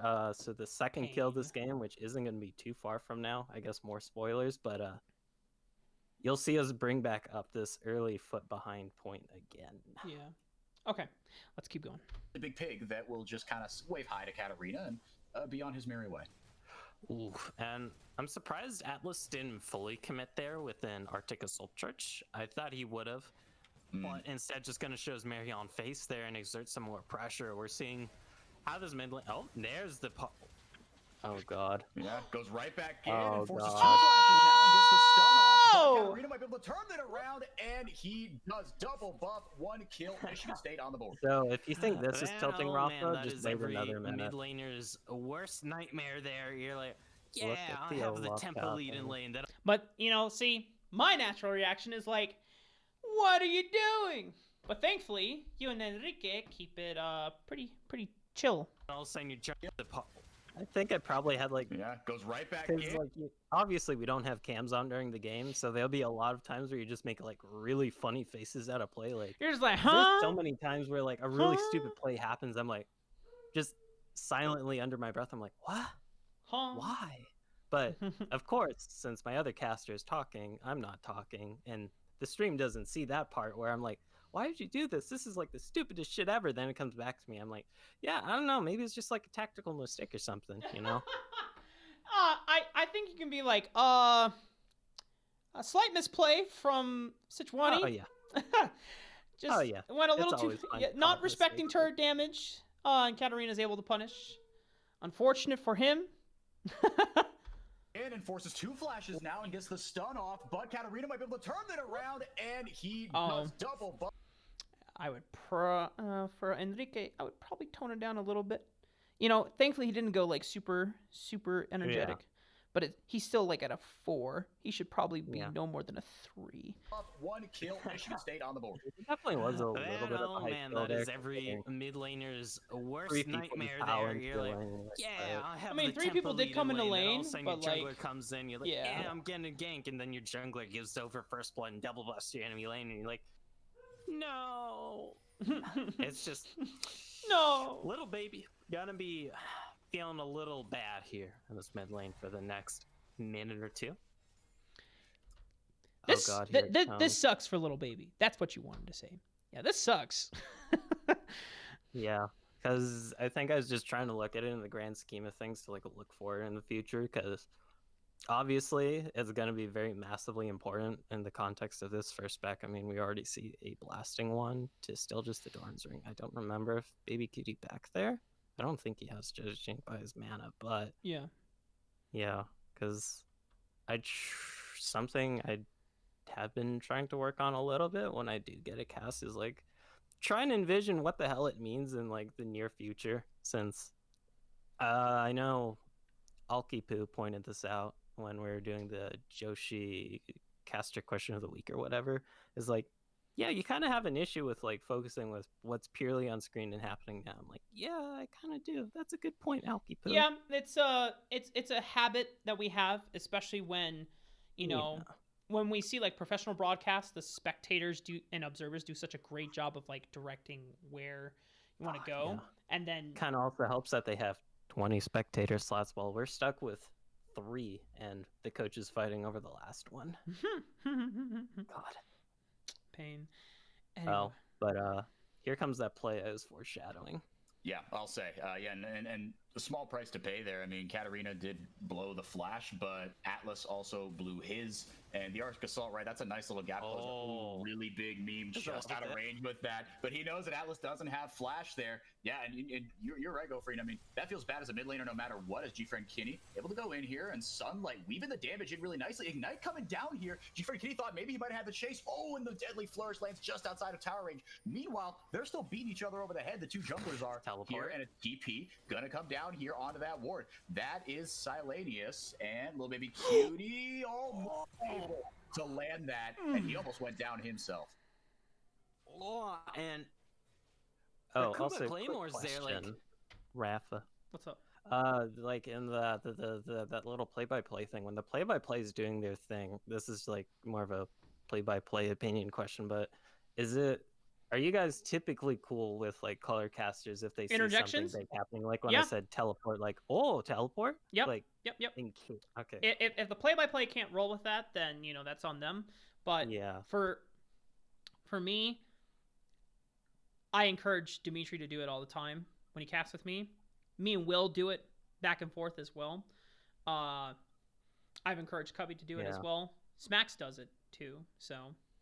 Yeah, because I don't know if it's Joshi does it too often. Sometimes he does, but it's nowhere near as often as Dimitri. Yeah, because typically you guys just want to hear like things to like divert your attention to, or like things that hype up what you're saying. Like, sure, there's the ulti, and then like I'm like, oh my god, 5-man.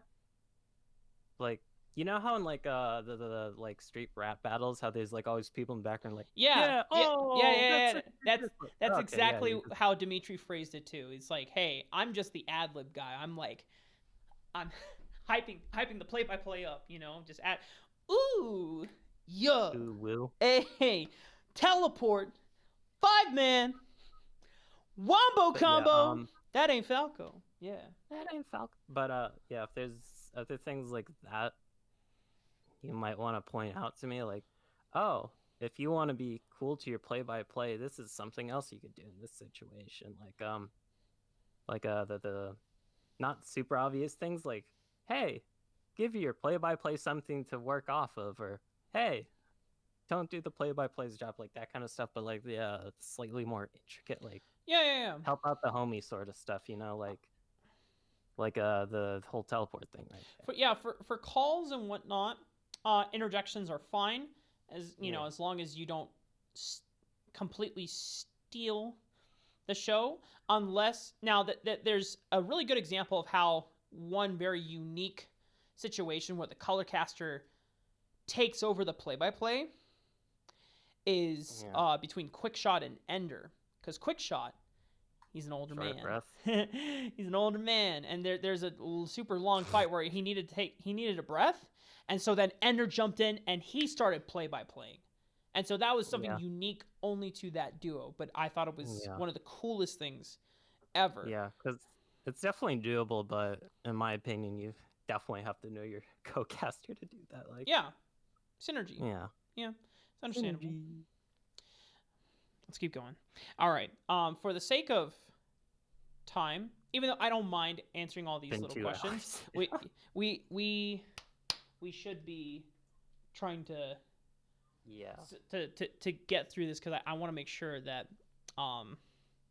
we actually get through the VOD for you. yeah, I can see why they're trying to do that. Like, you don't want them to give them that dub there over your blue buff after you gave up both your double buffs in that mid lane. However, though, it's a level 3 Sejuani versus a level 4 Olaf pre-first back. Like, how do you think that trade's gonna go?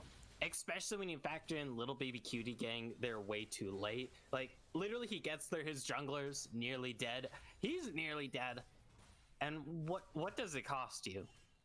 You lose your blue buff, you lose your mid laner's flash and teleport, and you're gonna lose even more here in the mid lane, it looks like, as Atlas just barely getting out of that pickle. That's fine. Yeah, and Yeah, I mean, this is really That's rough. good. He was able to so take a back. because you noticed that Definitely you noticed that there was a fight that was going on, but because of directed camera, you realize that, hey, nothing's actually going to happen. And even if it did, you made just a brief subtle point out as you tossed it back to Enrique. That's good. because I feel like I probably should have tossed it back there half a second earlier, just in case. Not 'cause necessarily.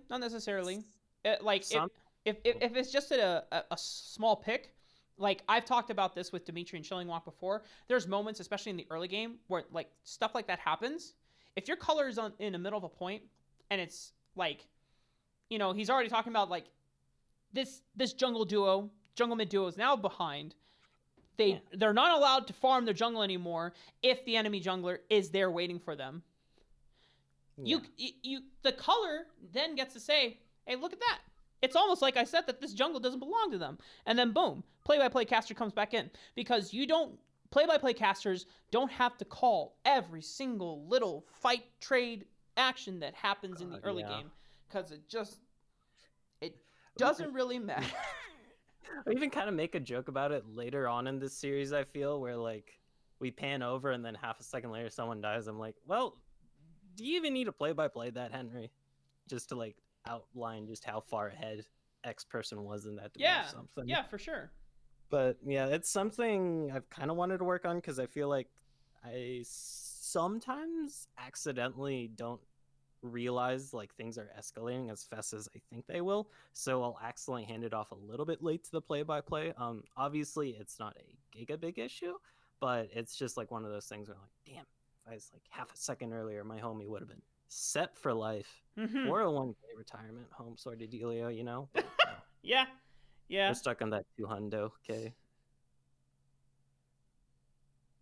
Okay, let's keep going. He's down now 20 CS. And to think we were talking about a little earlier about maybe really big meme being on the back foot. He's up 20 we have CS. a dive set up here too. Back yet. God. Let's see here. They are keeping their foot on the gas, which I do like. Okay, able to spot out that ward.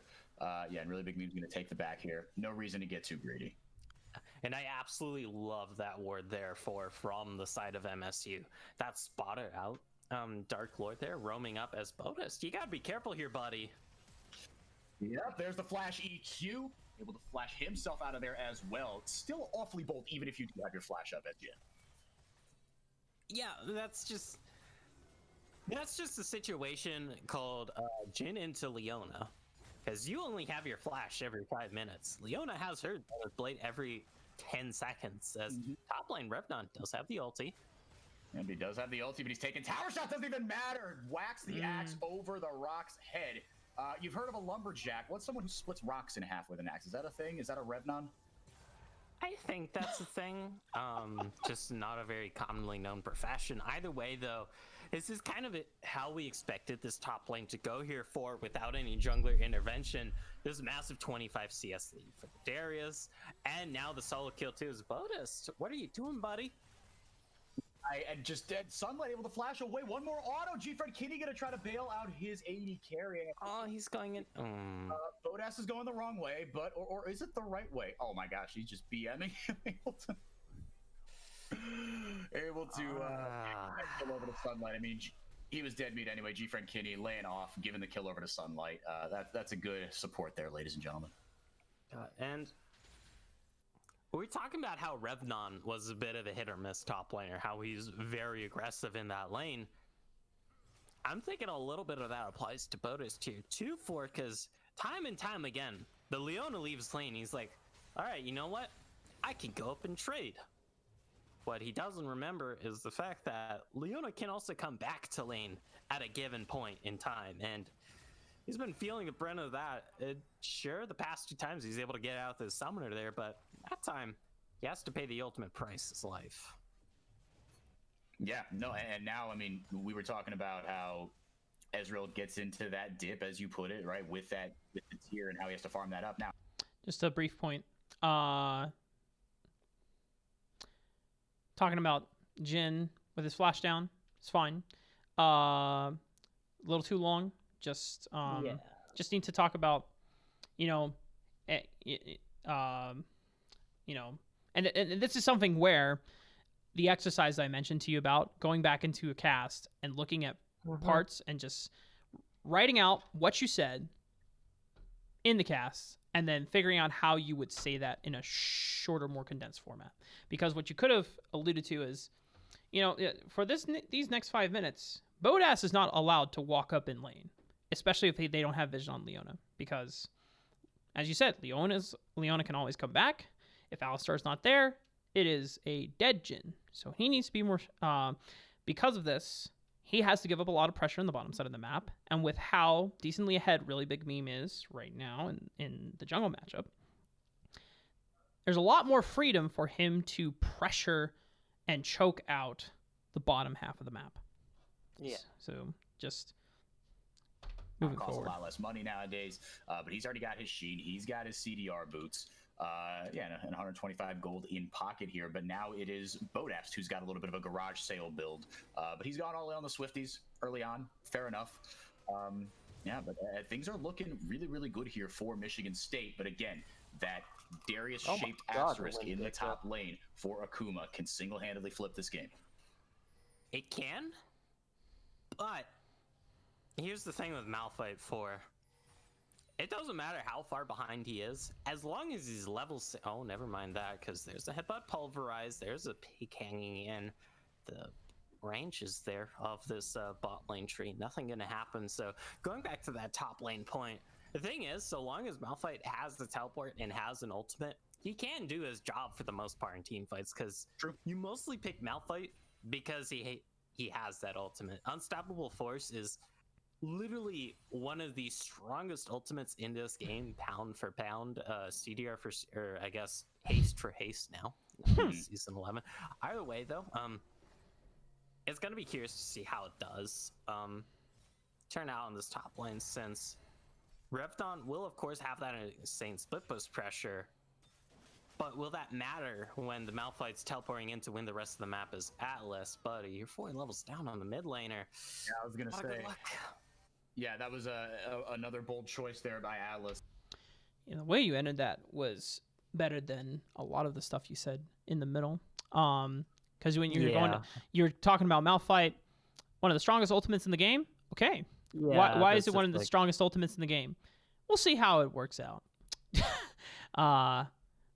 If you're gonna mention it, because you say pound for pound, and then you get caught up in this like CDR per. Well, I guess it's now haste per haste, but it like unnecessary stuff because I imagine it's just stemming from like, okay, I'm trying to talk, I'm trying to fill time, and so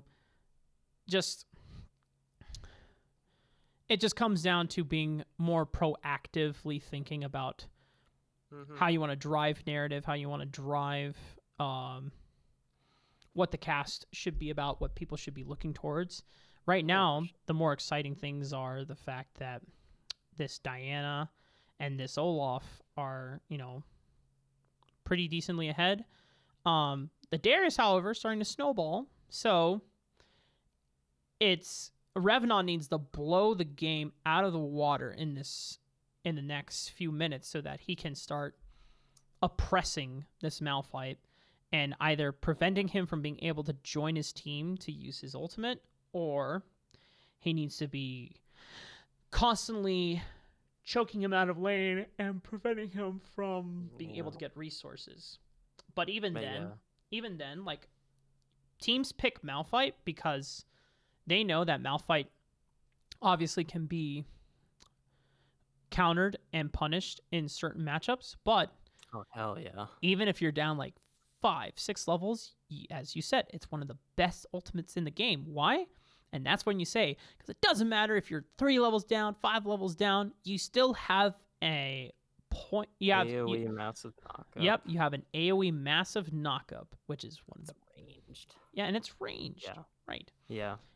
Decent speed. Because that's just another case of me like accidentally rambling on for way too goddamn long to try and finish a point. Right. So let's think here. How do we help you improve your instinct to ramble and curb it? How do we curb that down for you? Do we get a spray bottle and spray me like a cat? Bat. It's something that I've at least been more conscious of, especially in champion select. That's the main part where I've been like trying to work on it. Obviously in game too. Part of it also comes down to I haven't been casting too much recently, so I haven't been able to get much practice recently, sadly. But that's like semi-related, because I could probably just work on it like IRL. But I'm kind of doing it right now, as you can see. It's just very natural for me to just kind of speak like this. Yeah. Which is why it's very hard for me to stop doing it. Sure. Because there I was just going again to try and start a new point after that when I had no idea what I was gonna say, and now here I am finishing this sentence, hopefully. I don't want to take away or compromise your individuality, because that is what makes that is you, and the dry humor is great. I think what you have to just become more self-conscious about is your choice of words, and and as I said before, being more proactive in, while you're not talking, think about what you're going to talk about.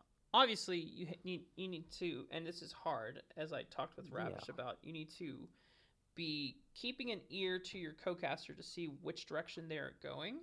That part's extremely hard, except during team fights at least. But that's a different environment, I guess.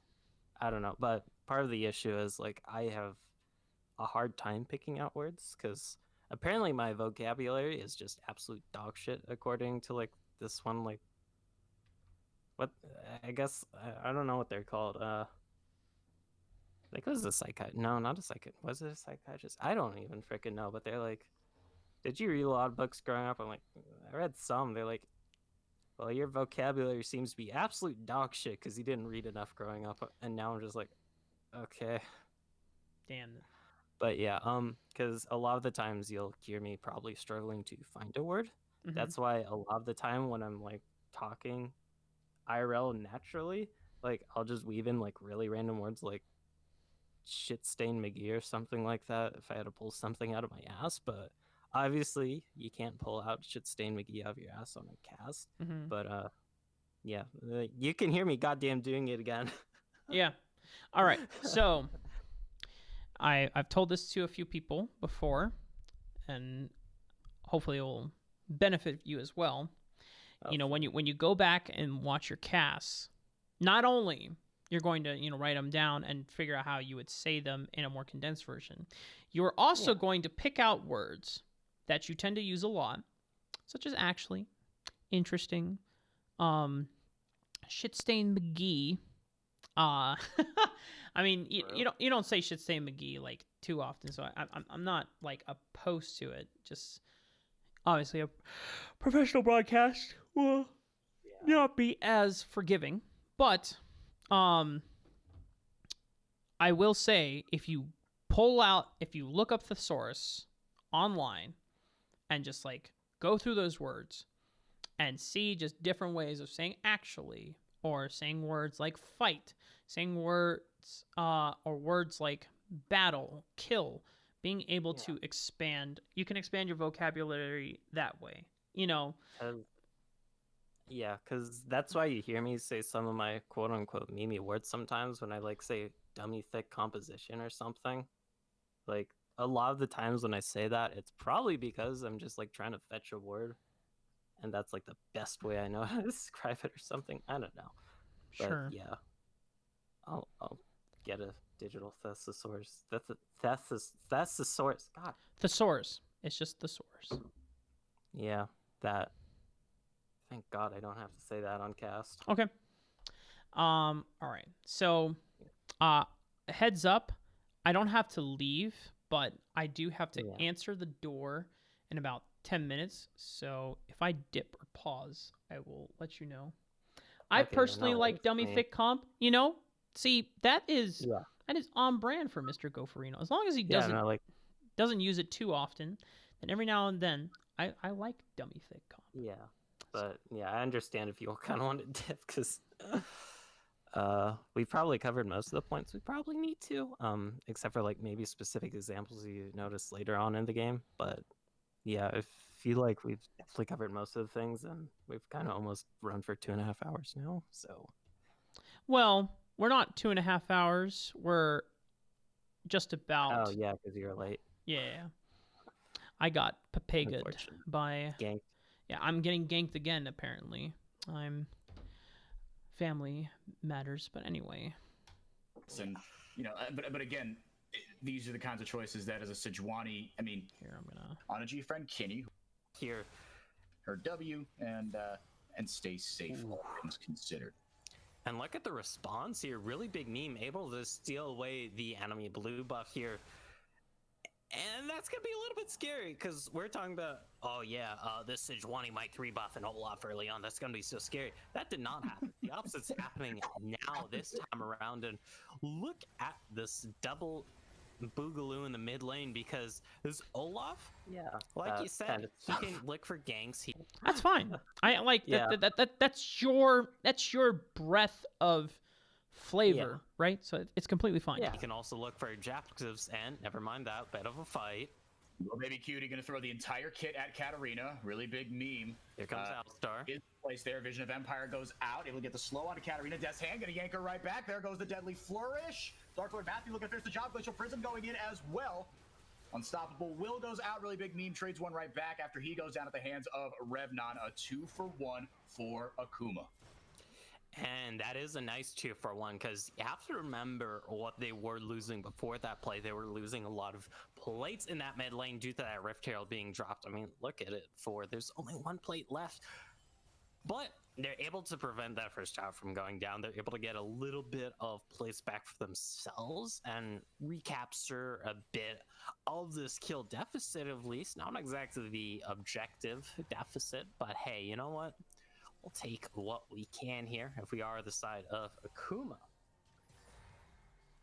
Yeah, and Katarina taking her mythic item right now, his mythic item. But I don't know, the female. The tone inflection that you entered on sounded kind of weird, which is probably why Enrique didn't know when to come off of it. But it's not that big of a deal. Just something to keep in mind. Champion male player, maybe. It's a mess with the pronouns. It's just a Katarina. Yeah, and the name is Katarina. It's good. It's fun. It's great. But who doesn't have their mythic item yet is really Big Bean. But with the lead that he has accrued, that will not be the case for much longer. Meanwhile, Atlas, G-Friend. Yeah, no boots, no problem. But G-Friend Kitty goes in. Woo, and really nice there with the solar flare going right in with the EQ. Here comes a teleport. Little baby cutie will go down and trades one right back. The kill does go to Atlas. Yanked right back in there is Atlas. A double kill for him with the help of Revnon. And first tower does go down, which is massive. Never mind that, the action's not done.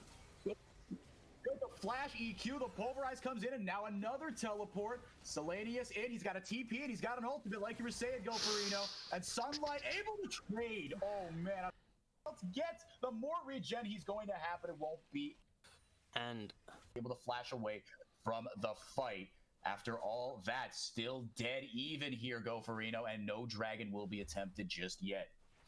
And there's a lot to digest from that fight here for us.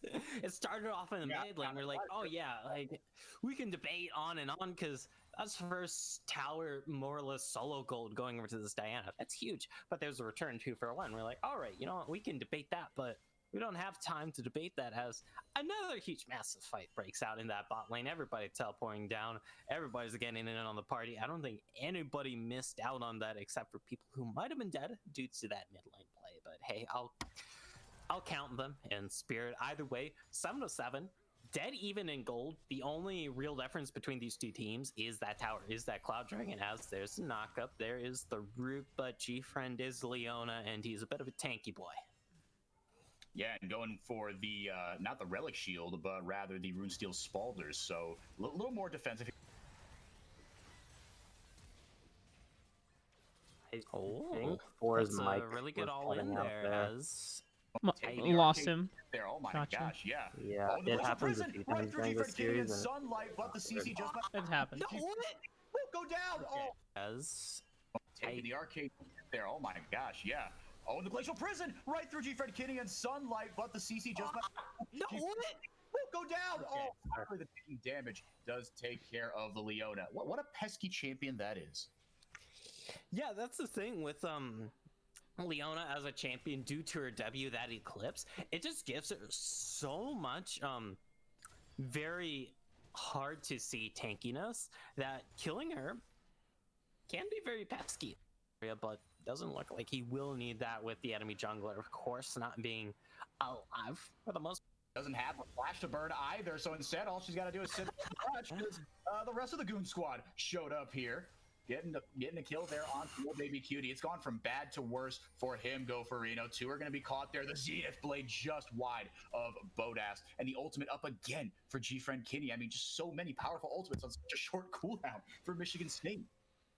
Yeah, because it doesn't help that they also have that singular Cloud Dragon further lowering those lowish cooldowns. But hey, now if we look at the state of the map here for, like, Akuma Claymores, they only really have their top lane super hard winning with that 3-0 Darius. Yes, that is a big deal, but you're gonna somehow have to translate that into a win here because the rest of the map a little bit down here. If we can take a quick peek at the gold totals here from our lovely observer Reed, we can see every other lane for the most part is down in gold. But we look at that Darius in the top lane. He's the sole leader in gold for the team as Katarina going in. Yeah, just putting the foot on the gas here. Little Baby Cutie had absolutely no shot, got absolutely schmelted. And little by little, Michigan State started to play here. Was dead even not that long ago. Katarina might take someone down with him. Revnon, again, kind of the one shining star. Conqueror goes down, and yeah, okay, the guillotine won't help. Or won't put him, but the hemorrhage will do it. But that's able to sidestep. Polar flare there, but that is just, it's not enough. No! Popped here as he's chasing Pain. right on this tower. Might He walk gets away the with return another kill. kill here. That's Oh. a lot of healing. Wait, no, he doesn't. And it's enough here. Oh, Dark Lord Matthew, I don't know about this one, Chief. Oh, the Glacial Prison able to keep them off the pole. Darius down there as well. Vision of Empire going I'll be out right here. back. Really big meme finally Godspeed. goes down. I will be right back.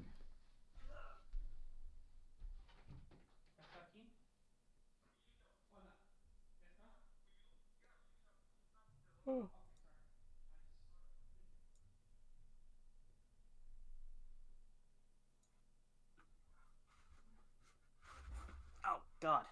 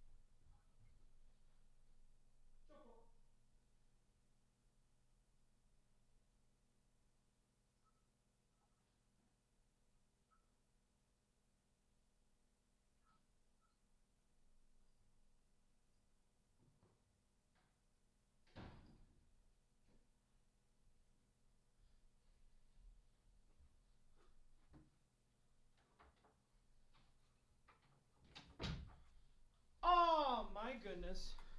Oh, my Rafa. We're back. Oh, Rafa, my Rafa, and however the rest of that, like, what was that dude's name? Like, Oh, Robin Captain Williams, I think. Oh, Captain, my Captain. He's like that yeah. teacher that apparently is really nice, and the academy's like, no, you can't be nice or something. I don't know. Oh yeah, he was teaching them like more liberal, I guess, like And liberals. ways of looking at literature, and they're like, Yeah. "No, you can't do that. Stop it." I just want you to know, I would stand on a desk and call you, oh, Rafa, my Rafa. Noted. Okay, let's continue. The shutdown killed, going over 2 of them actually. Can they get a third? I don't know if G Frank Kitty's got the shutdown bounty on him.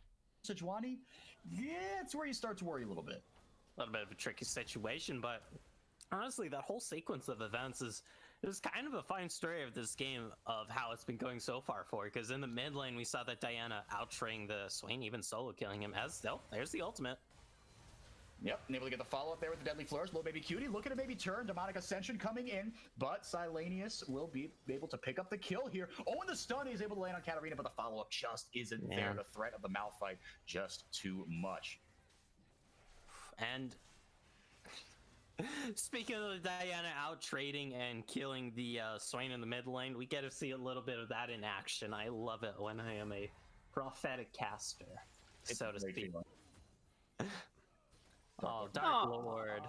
Yeah, got the headbutt there to bail out his AD carried, but did he even need it? That doesn't matter. That's the life of a support right there. Didn't have the ult, didn't need to burn it there.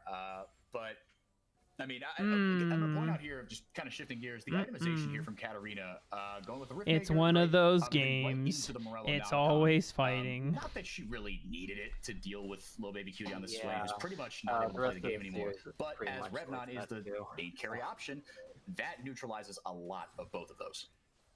I think Yep, we even made it a point in one of the games where we're like, heals for a holy slight shit, amount we've got just due 7 to his minutes base without a kit. first And blood. when you combine the Gore Drinker active in there, oh, Revnon, will you get out of this one? Yes, he will, thanks to that flash. Yeah, you'll take those. That's fine. Good job. And like, yeah, I want to make sure that you don't think that like you always have to throw it to your play-by-play for call, especially if you're telling something that's important narrative-wise. Yeah. So overall, I mean, we're starting to move into territory where these teams are both back and forth fighting, and it might seem hard to talk about like what kind of important narrative can I talk about here, and what's the.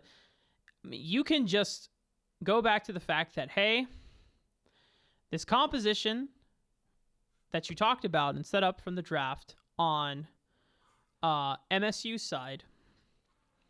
Once they hit the 1-item power spikes, once they're all level 6, they just want to go in because they do not want to let up on the gas. They have the tools and the utility necessary to force fights. And as long and you pointed it before, apart from the Darius, everyone has a really solid gold lead right now. So everyone is pretty much well ahead. And as long as you're able to just make picks decisively with this composition, and if Darius doesn't show up to a fight after everything has been burned, MSU can constantly force people off turrets, rotate their pressure throughout the game. So, because I'm finding a lot of times you're trying to break down what happens after certain trades when it doesn't really matter, because you should just allude to the fact. I mean that there's. And it kind of helps if your play-by-play caster understands that it doesn't matter as well, because Enrique is falling into the trap that he's like starting to hype up every single play, but because fighting is happening so often, every play doesn't seem that special anymore, and it really isn't. Yeah, because you heard me like trying to set up a bit of the narrative, like that whole entire fight was just a great summary of how this game's gone, and then halfway through that point, oh cool, he died again. Because I was gonna set up like, yeah, man, everybody's winning. Then the Darius comes in and kills everyone. Oh, cool. More stuff's happening.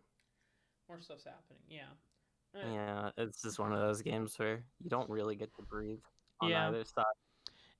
And I think you just talk about MSU just living in their zone right now. They're in their zone. They have their one item power spikes. They're not gonna let up off the gas anytime soon. This one will net them a bot lane turret. They can now try to proactively look for picks, either continuously on this bottom side of the map where there's no neutral objectives up for the taking, or if the Baron is coming up, now that they have a lot of control and zone inside this bottom jungle, you can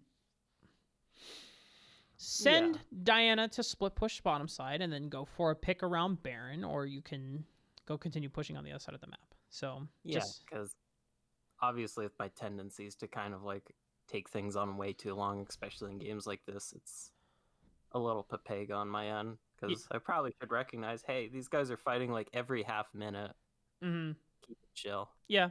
And sometimes what happens is the first game of a series after you've come back from not casting can be just like the one where you're just shaking off jitters and you're like finding your footing again of like what to figure out, and you tend to do better later on the series goes. I know me and Dimitri have this thing where it's like our first game cast of the day is always kind of Papega, but after our game 2 are always really smurf. So what we do, and what we did for SGC, was instead of having a Papega game 1 cast, because we only have, potentially 2 to 3 games to cast, we instead did a practice cast. So that was our Papega cast, and we just rusted up. as the series goes on, like it definitely gets a little bit better since we are just of course building off of the narratives from previous games, which helps a lot. And we bring those points up. And obviously, like I said, since I didn't really get to do any research for this game, I didn't have any real prior narratives to super work off of, and it's kind of showing this game. Yeah. Yeah. What can you do? You know, you work with what you got, and you know, in the grand scheme of things, even though this is like your most recent VOD, and it's definitely better to give me something to work with. Yeah. Sometimes you need to recognize that, like, well, if this VOD that I'm looking at, I didn't put that much research into it. I didn't have enough time to really prep for it and set up narratives. So it's like, you know, if we can't really focus on narrative, then it's hard for me to guide you and to give you feedback on those aspects of it, because there's no narrative, that we don't know anything about it. And so that's why, really, when I look at this game, I feel like the biggest things for you to obviously think about is being able to recognize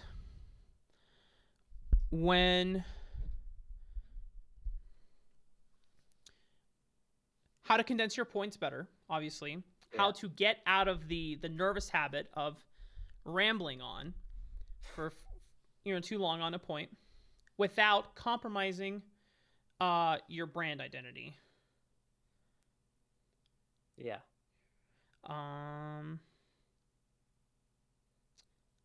And so those exercises that I told you, that it will be on you to do, and whether you do them or not, I'm not gonna be able to control. It's just really depends on what time you have and how badly you want to improve. So because obviously we all have busy lives, but mildly. But if it means that much to improve, you will make time to do that practice. Yeah. So of course. Yeah. So that being said, just go back and listen to some of your casts recently, and hopefully you can pick ones where narrative is slightly more important, but go back, type out the phrases, the sentences, and the calls that you make, see how you can condense them, how you can make them shorter, because that proactive thinking of rephrasing and condensing what you say, because then what you can do is something wrong. What? Oh no, my phone just fell on the floor. Oh, okay. And my natural reaction was, oh tits. Yeah. And what Chilling Walk says is correct. If narrative is not established and there's no narrative that you can go, then you just have to up your banter game. Which your banter game is not bad.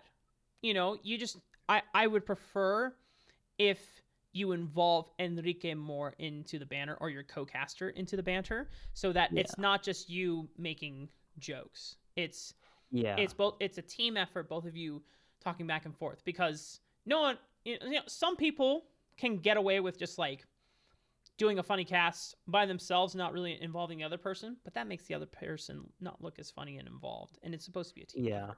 So because definitely in like much lesser important series, like if it's just some random league where like halfway through the season and it's just like two middle to pack teams, and like usually then I'll definitely banter some with my casting mate. But since this was finals, I think the unspoken agreement I guess we made was, well, it's finals, kind of a big deal. Yeah, I'm thinking that's kind of happened. I don't know. It is what it is. Happens in the past. This is not your last cast, and won't be your last cast. Hey, don't. Because the last cast before this one was the old VOD I sent you, I think.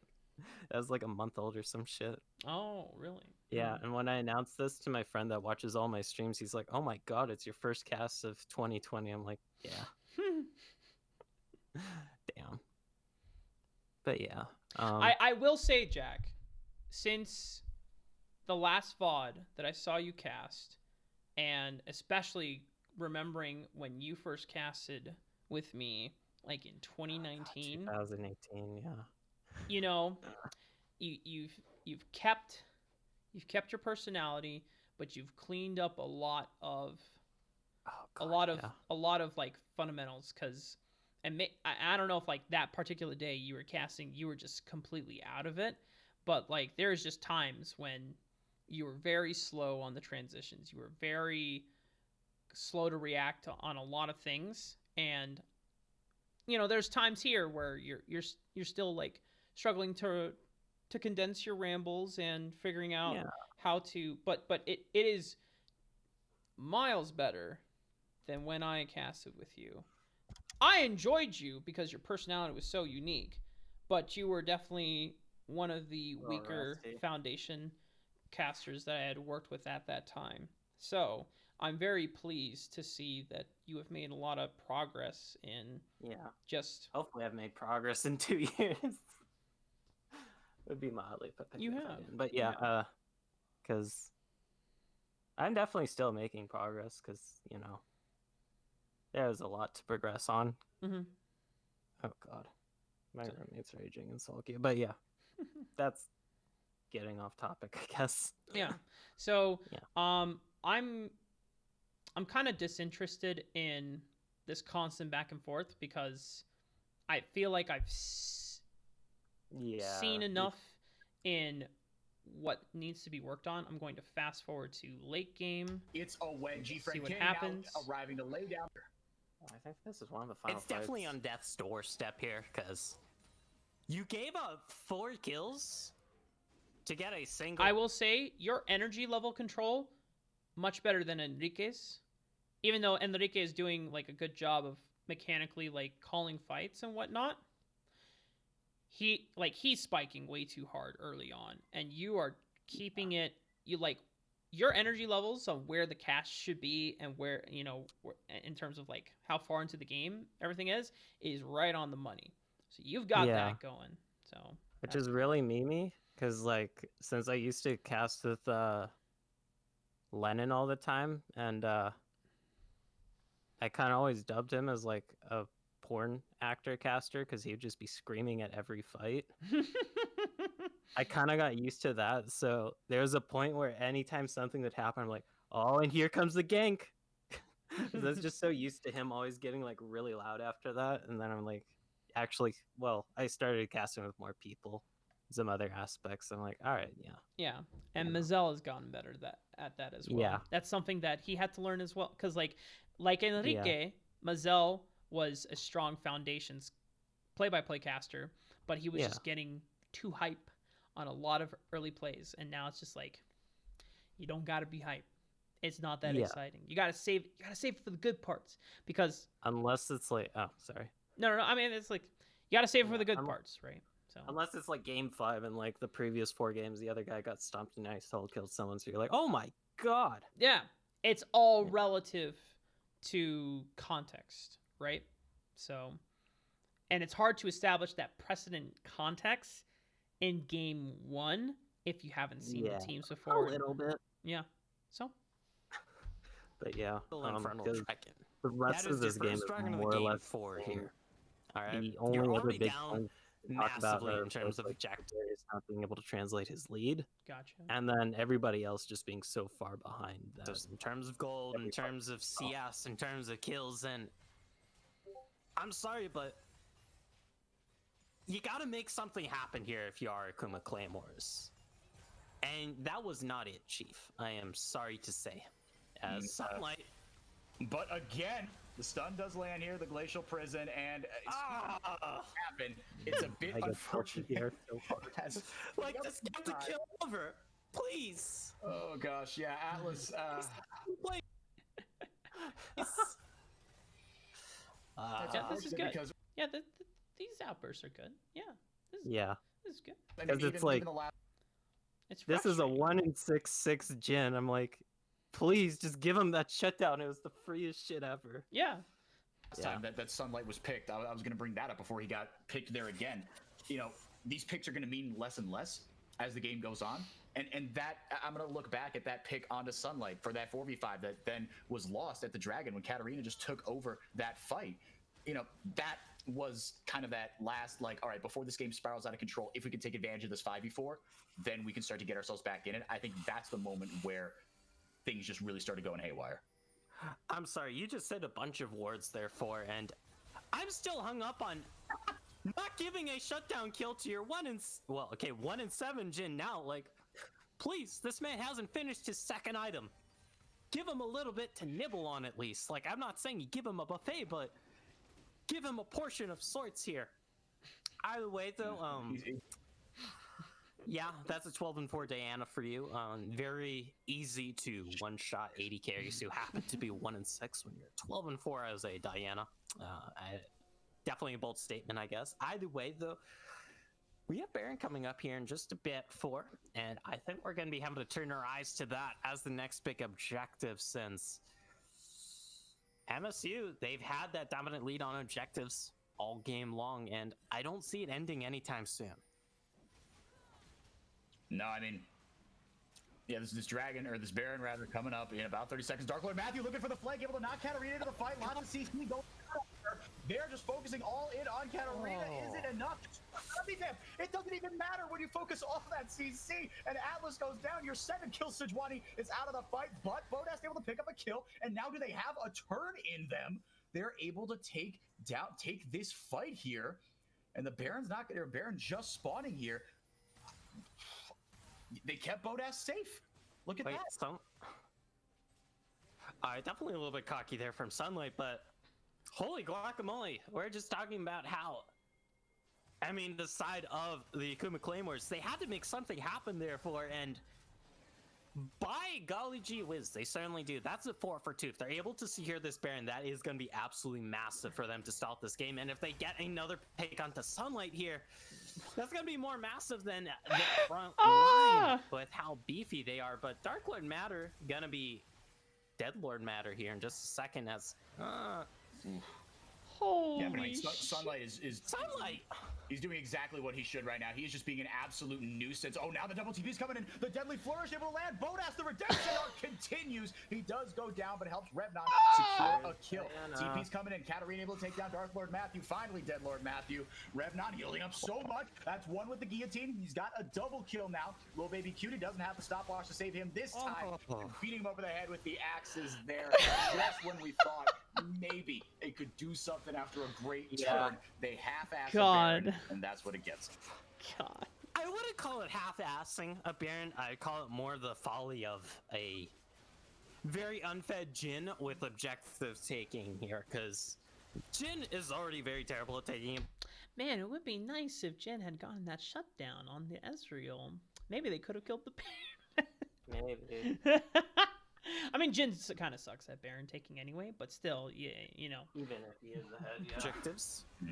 And when he's this far behind, well, I wouldn't call that an objective shredder by any means. And what's a show?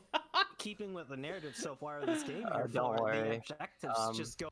You're gonna be spared from game number 2, Rafa, and game number 2 is like this, but 10 times worse. Imagine MSU, they climbed to a, what was it, like a 10,000 gold lead like 15 minutes in, and then somehow throw that away by clowning around for the next 30 goddamn minutes. Oh God, that's pain. Yeah, and that is the definition of pain right there. yeah, now imagine having to spin that into a positive narrative. You're looking for a pick on a without just going. No, at that point you say. I mean, you guys we still blamed them a little, but it wasn't just like, dude, just go.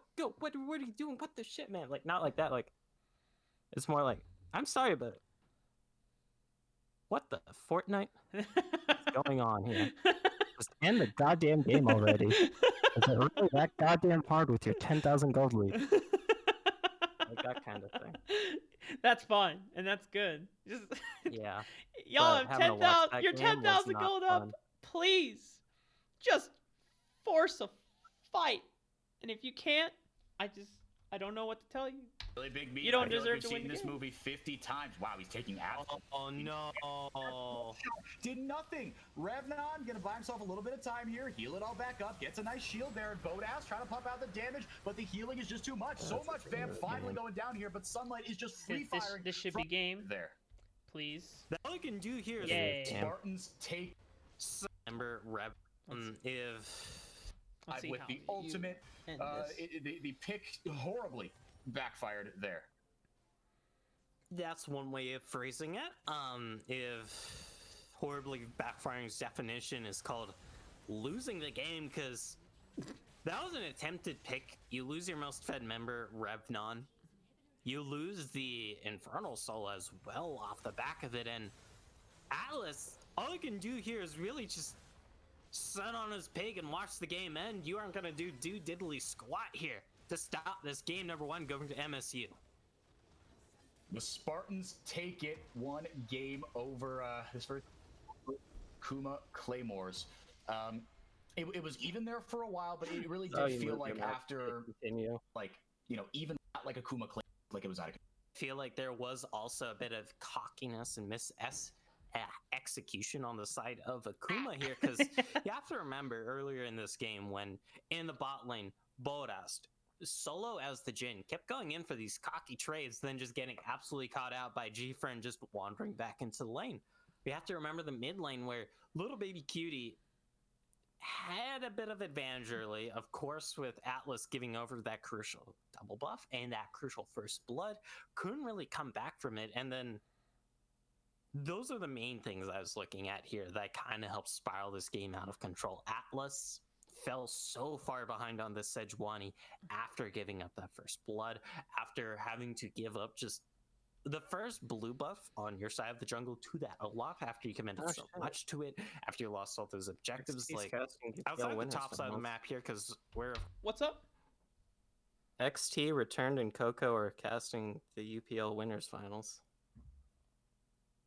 A TriCast? It looks it. UPL Winners Finals. I mean, UPL does have 3 letters, so... So, like... Huh. That's interesting. But I guess we know who we're hosting. Oh, you know who you're hosting after this. Is today... Today's not Tuesday, though. I thought it was... Yeah. It might have just been a reschedule. Is it like a... But there should only be one Winners Finals, unless it's a semi-final match. I don't think... Does UPL... I can't remember if UPL has a loser's bracket or not. If they're double elim.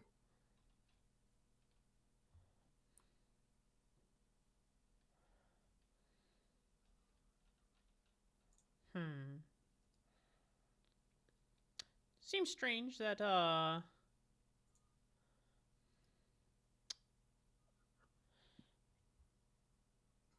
Oh, it's on XT's channel. Okay. Yeah. Okay. So it must have been a reschedule and it's not on the... Okay. I was about to say, it's like, that's really weird that you have an entire dedicated UPL broadcast crew and then you're reaching out to 3... I mean, because there's nothing wrong... Like, XT Return Coco is a really pog TriCast, but like... I was about to say, that's a big slap in the face to your UPL on-air talent. But, you know, if it's on XT's channel and it's a reschedule, that's whatever. So, yeah. Anyway, so, to summarize and to go back to points of contention, Mr. Goferino. So, Mr. Raffarino. Mr. Raffarino, I am. So... You're highly encouraged to go back on your casts, go through your casts, look at phrases where type them up in a document and figure out how you would condense them, how you would rephrase them, pull up a thesaurus. You don't need like a digital thesaurus. You just look up thesaurus online and like thesaurus.com. You type in your words like, okay, how can I say this differently? You type it in, boom, and you just look at words that like might fit into what you might say a vocabulary, because you don't want to pick words that are like completely out of your zone that like you never use, but there's definitely Giga words. academic word. Yeah. Giga academic words. Yeah. But you can definitely pick words that are like, more in your ballpark of what you would probably say, right? So, yeah. So yeah, just keep that in mind. And I would recommend. Thankfully, your diction is pretty good. That's actually not a problem with your speech. Which one's that? How I speak? Diction is the clarity of what you're saying. You're not mumbling. You're not that you used to have that problem when I first talked with you, but now God. you Do you listen to my like 2017 casts? So yeah, you speak clearly, and you just need to take more pauses more liberally. Don't be afraid of them. Stay away from filler words like actually, interesting, yeah. See how it shapes out. And just take breaths. Breathe. Yeah. And be more loosey goosey. And so what I would recommend is just, if you can get a casting partner, cool. If you can't, then just go through a cast, turn it off, and then I just want you to practice like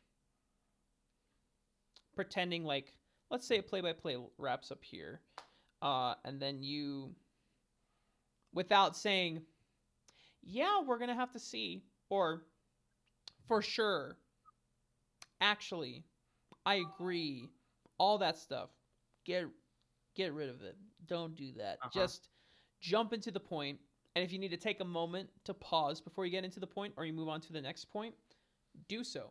Take that pause. Liberal. Yeah. Is there any other questions that you have for me, Mr. Goferino, that you would like addressed? The jungling knowledge thing, but it's probably too late for that. So when it comes to jungle knowledge, I mean, just one, like, yeah. I would like. It's good to just watch professional games, see high elo streamers if you can. Just look at pathing. Just try to. You can go onto YouTube. You can go to like. There's a ton of YouTubers. Just make sure you're looking at ones that are like Challenger, maybe from KR, maybe from China. See what people break down, and because that will just help in you getting more familiar with like what high level players do anyway. So, but it like I said before, like jungle pathing and matchups aren't insanely important for a color caster to know.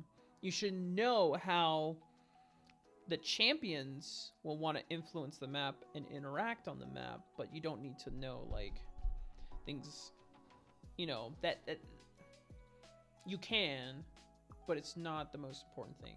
I'm more concerned about you just maintaining your humor and your banter while making it short and snappy. Because with your humor and the fact that you have a really dry sense of humor and it's really straightforward, imagine how funnier it is when you just make those quips and you don't break character. Like, it's one thing, you make a funny joke and you kind of laugh at it. It's like, yeah, it's kind of funny. Imagine you say something so bizarre, so random that it's funny, and you don't miss a beat. You don't break character, and you just keep on going. You just say it. Oh yeah, I do that a bunch. Yeah, exactly. And that's what you have to maintain. Because at the end of the day, you are entertainment. Otherwise, people something that TJ and Iberia, their mindset was when they went into Casting Cup, is that most of our audience is going to be a bunch of players and coaches, people that just understand the game better than we do. So we're not going to try and pretend that we know how to play the game better than they do. we're going to call the game from our perspective, and we're going to be as non-traditional and entertaining as possible. And when you look at that framework, you take off the pressure of trying to compete and be as smart as higher level players, right? Because that's not what you are. You're a very funny person, so People embrace ask that. me if I'm high all the time, though. So I'm there in spirit, I guess. See, that's exactly it. That's what you need to embrace, and it just needs to be, because when you're yourself and there's no pressure on you, you can just make it happen off the top of your head, and it's good, it's fine. And so, one thing I would recommend is think about how, when you're talking with people and how you're posting memes and like, what is your mindset?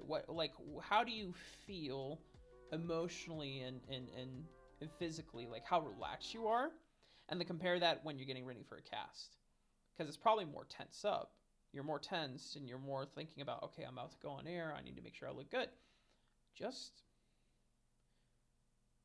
I definitely ask if I look good, like physically wise. Sure. But, it's like I'm never usually super tense about going on air, because I mean, it's nothing really at this point. It's been so long. Like, just do your thing. Mm-hmm.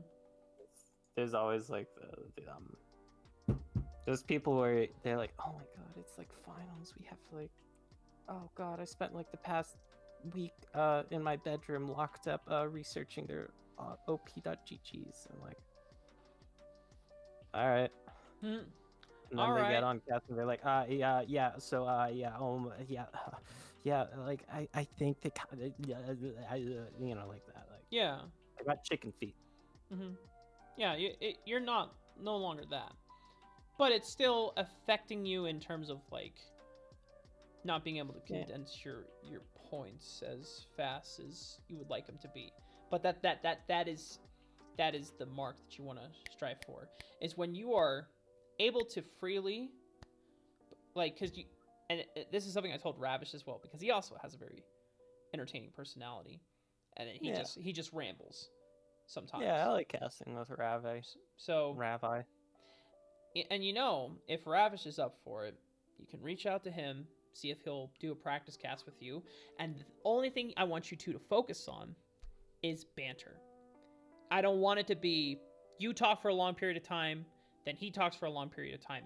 Make it a conversation. Make it that, like, you gotta imagine that he is in the same room with you and you're both like just making jokes back and forth to each other, and just completely limit test it. I did something similar with Cubby where I completely ignored the fucking game sometimes, and I was just like, no, I'm just gonna focus on, well, I focus more on building narrative and storylines and talking about things, interesting things about the players, but you can make yours and Ravi just like an improv comedy show, just trying to see how many memes and things. I don't know if you watched I think it was like winners finals Risen analyst desk for champs. It was actually only me and him on it, and Jesus Christ, that was an actual no, so like, and that was something I told Ravi, where it was like, man, I feel like the analyst desk could be prepared better, but thank God that like you and Goferino were just like improving back and forth so and that's something else that it's hard to address with just one desk member. It has to be with the entire desk. But basically, when it comes to desks and content in general, there needs to be more preparation outside of meeting 30 minutes or an hour beforehand and discussing what you're going to do the show. Yeah. But, because for Risen Champs this entire season long, at least when I've been on the desk, I'll always go a few days out early to look at Pukar's stat sheet and like some of the old match histories of like, okay, it's been like this. Because for Risen Champs, I've been wanting to do a lot of like Risen Champs narrative focused things. Mm-hmm. That's why, yeah. But yeah. Yeah. I don't know if you're Yeah. gonna. I mean, hopefully you guys have something really cool planned for this upcoming Saturday. Over on yeah, it's pretty August. twitch.tv/risen_esports, or is it just risen esports? I think it's risen_esports. Okay, so yeah, risen_esports. 6:30 p.m. 6:30 p.m.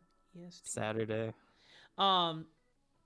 Going into next season, I don't know who's going to be on the desk and whatnot, but I think even though the pay is not amazing, I would implore and encourage whoever's on the desk that you should be more proactively coming up with bits, skits, and things to do. Like, it doesn't have to be anything as big as cup stuff, but things that I did, like, just, like, kind of last minute. For example, when I did Risen during the summer, I challenged Rando Joe to a Vayne 1v1. And I threatened, and like, whoever lost had to post it on social media.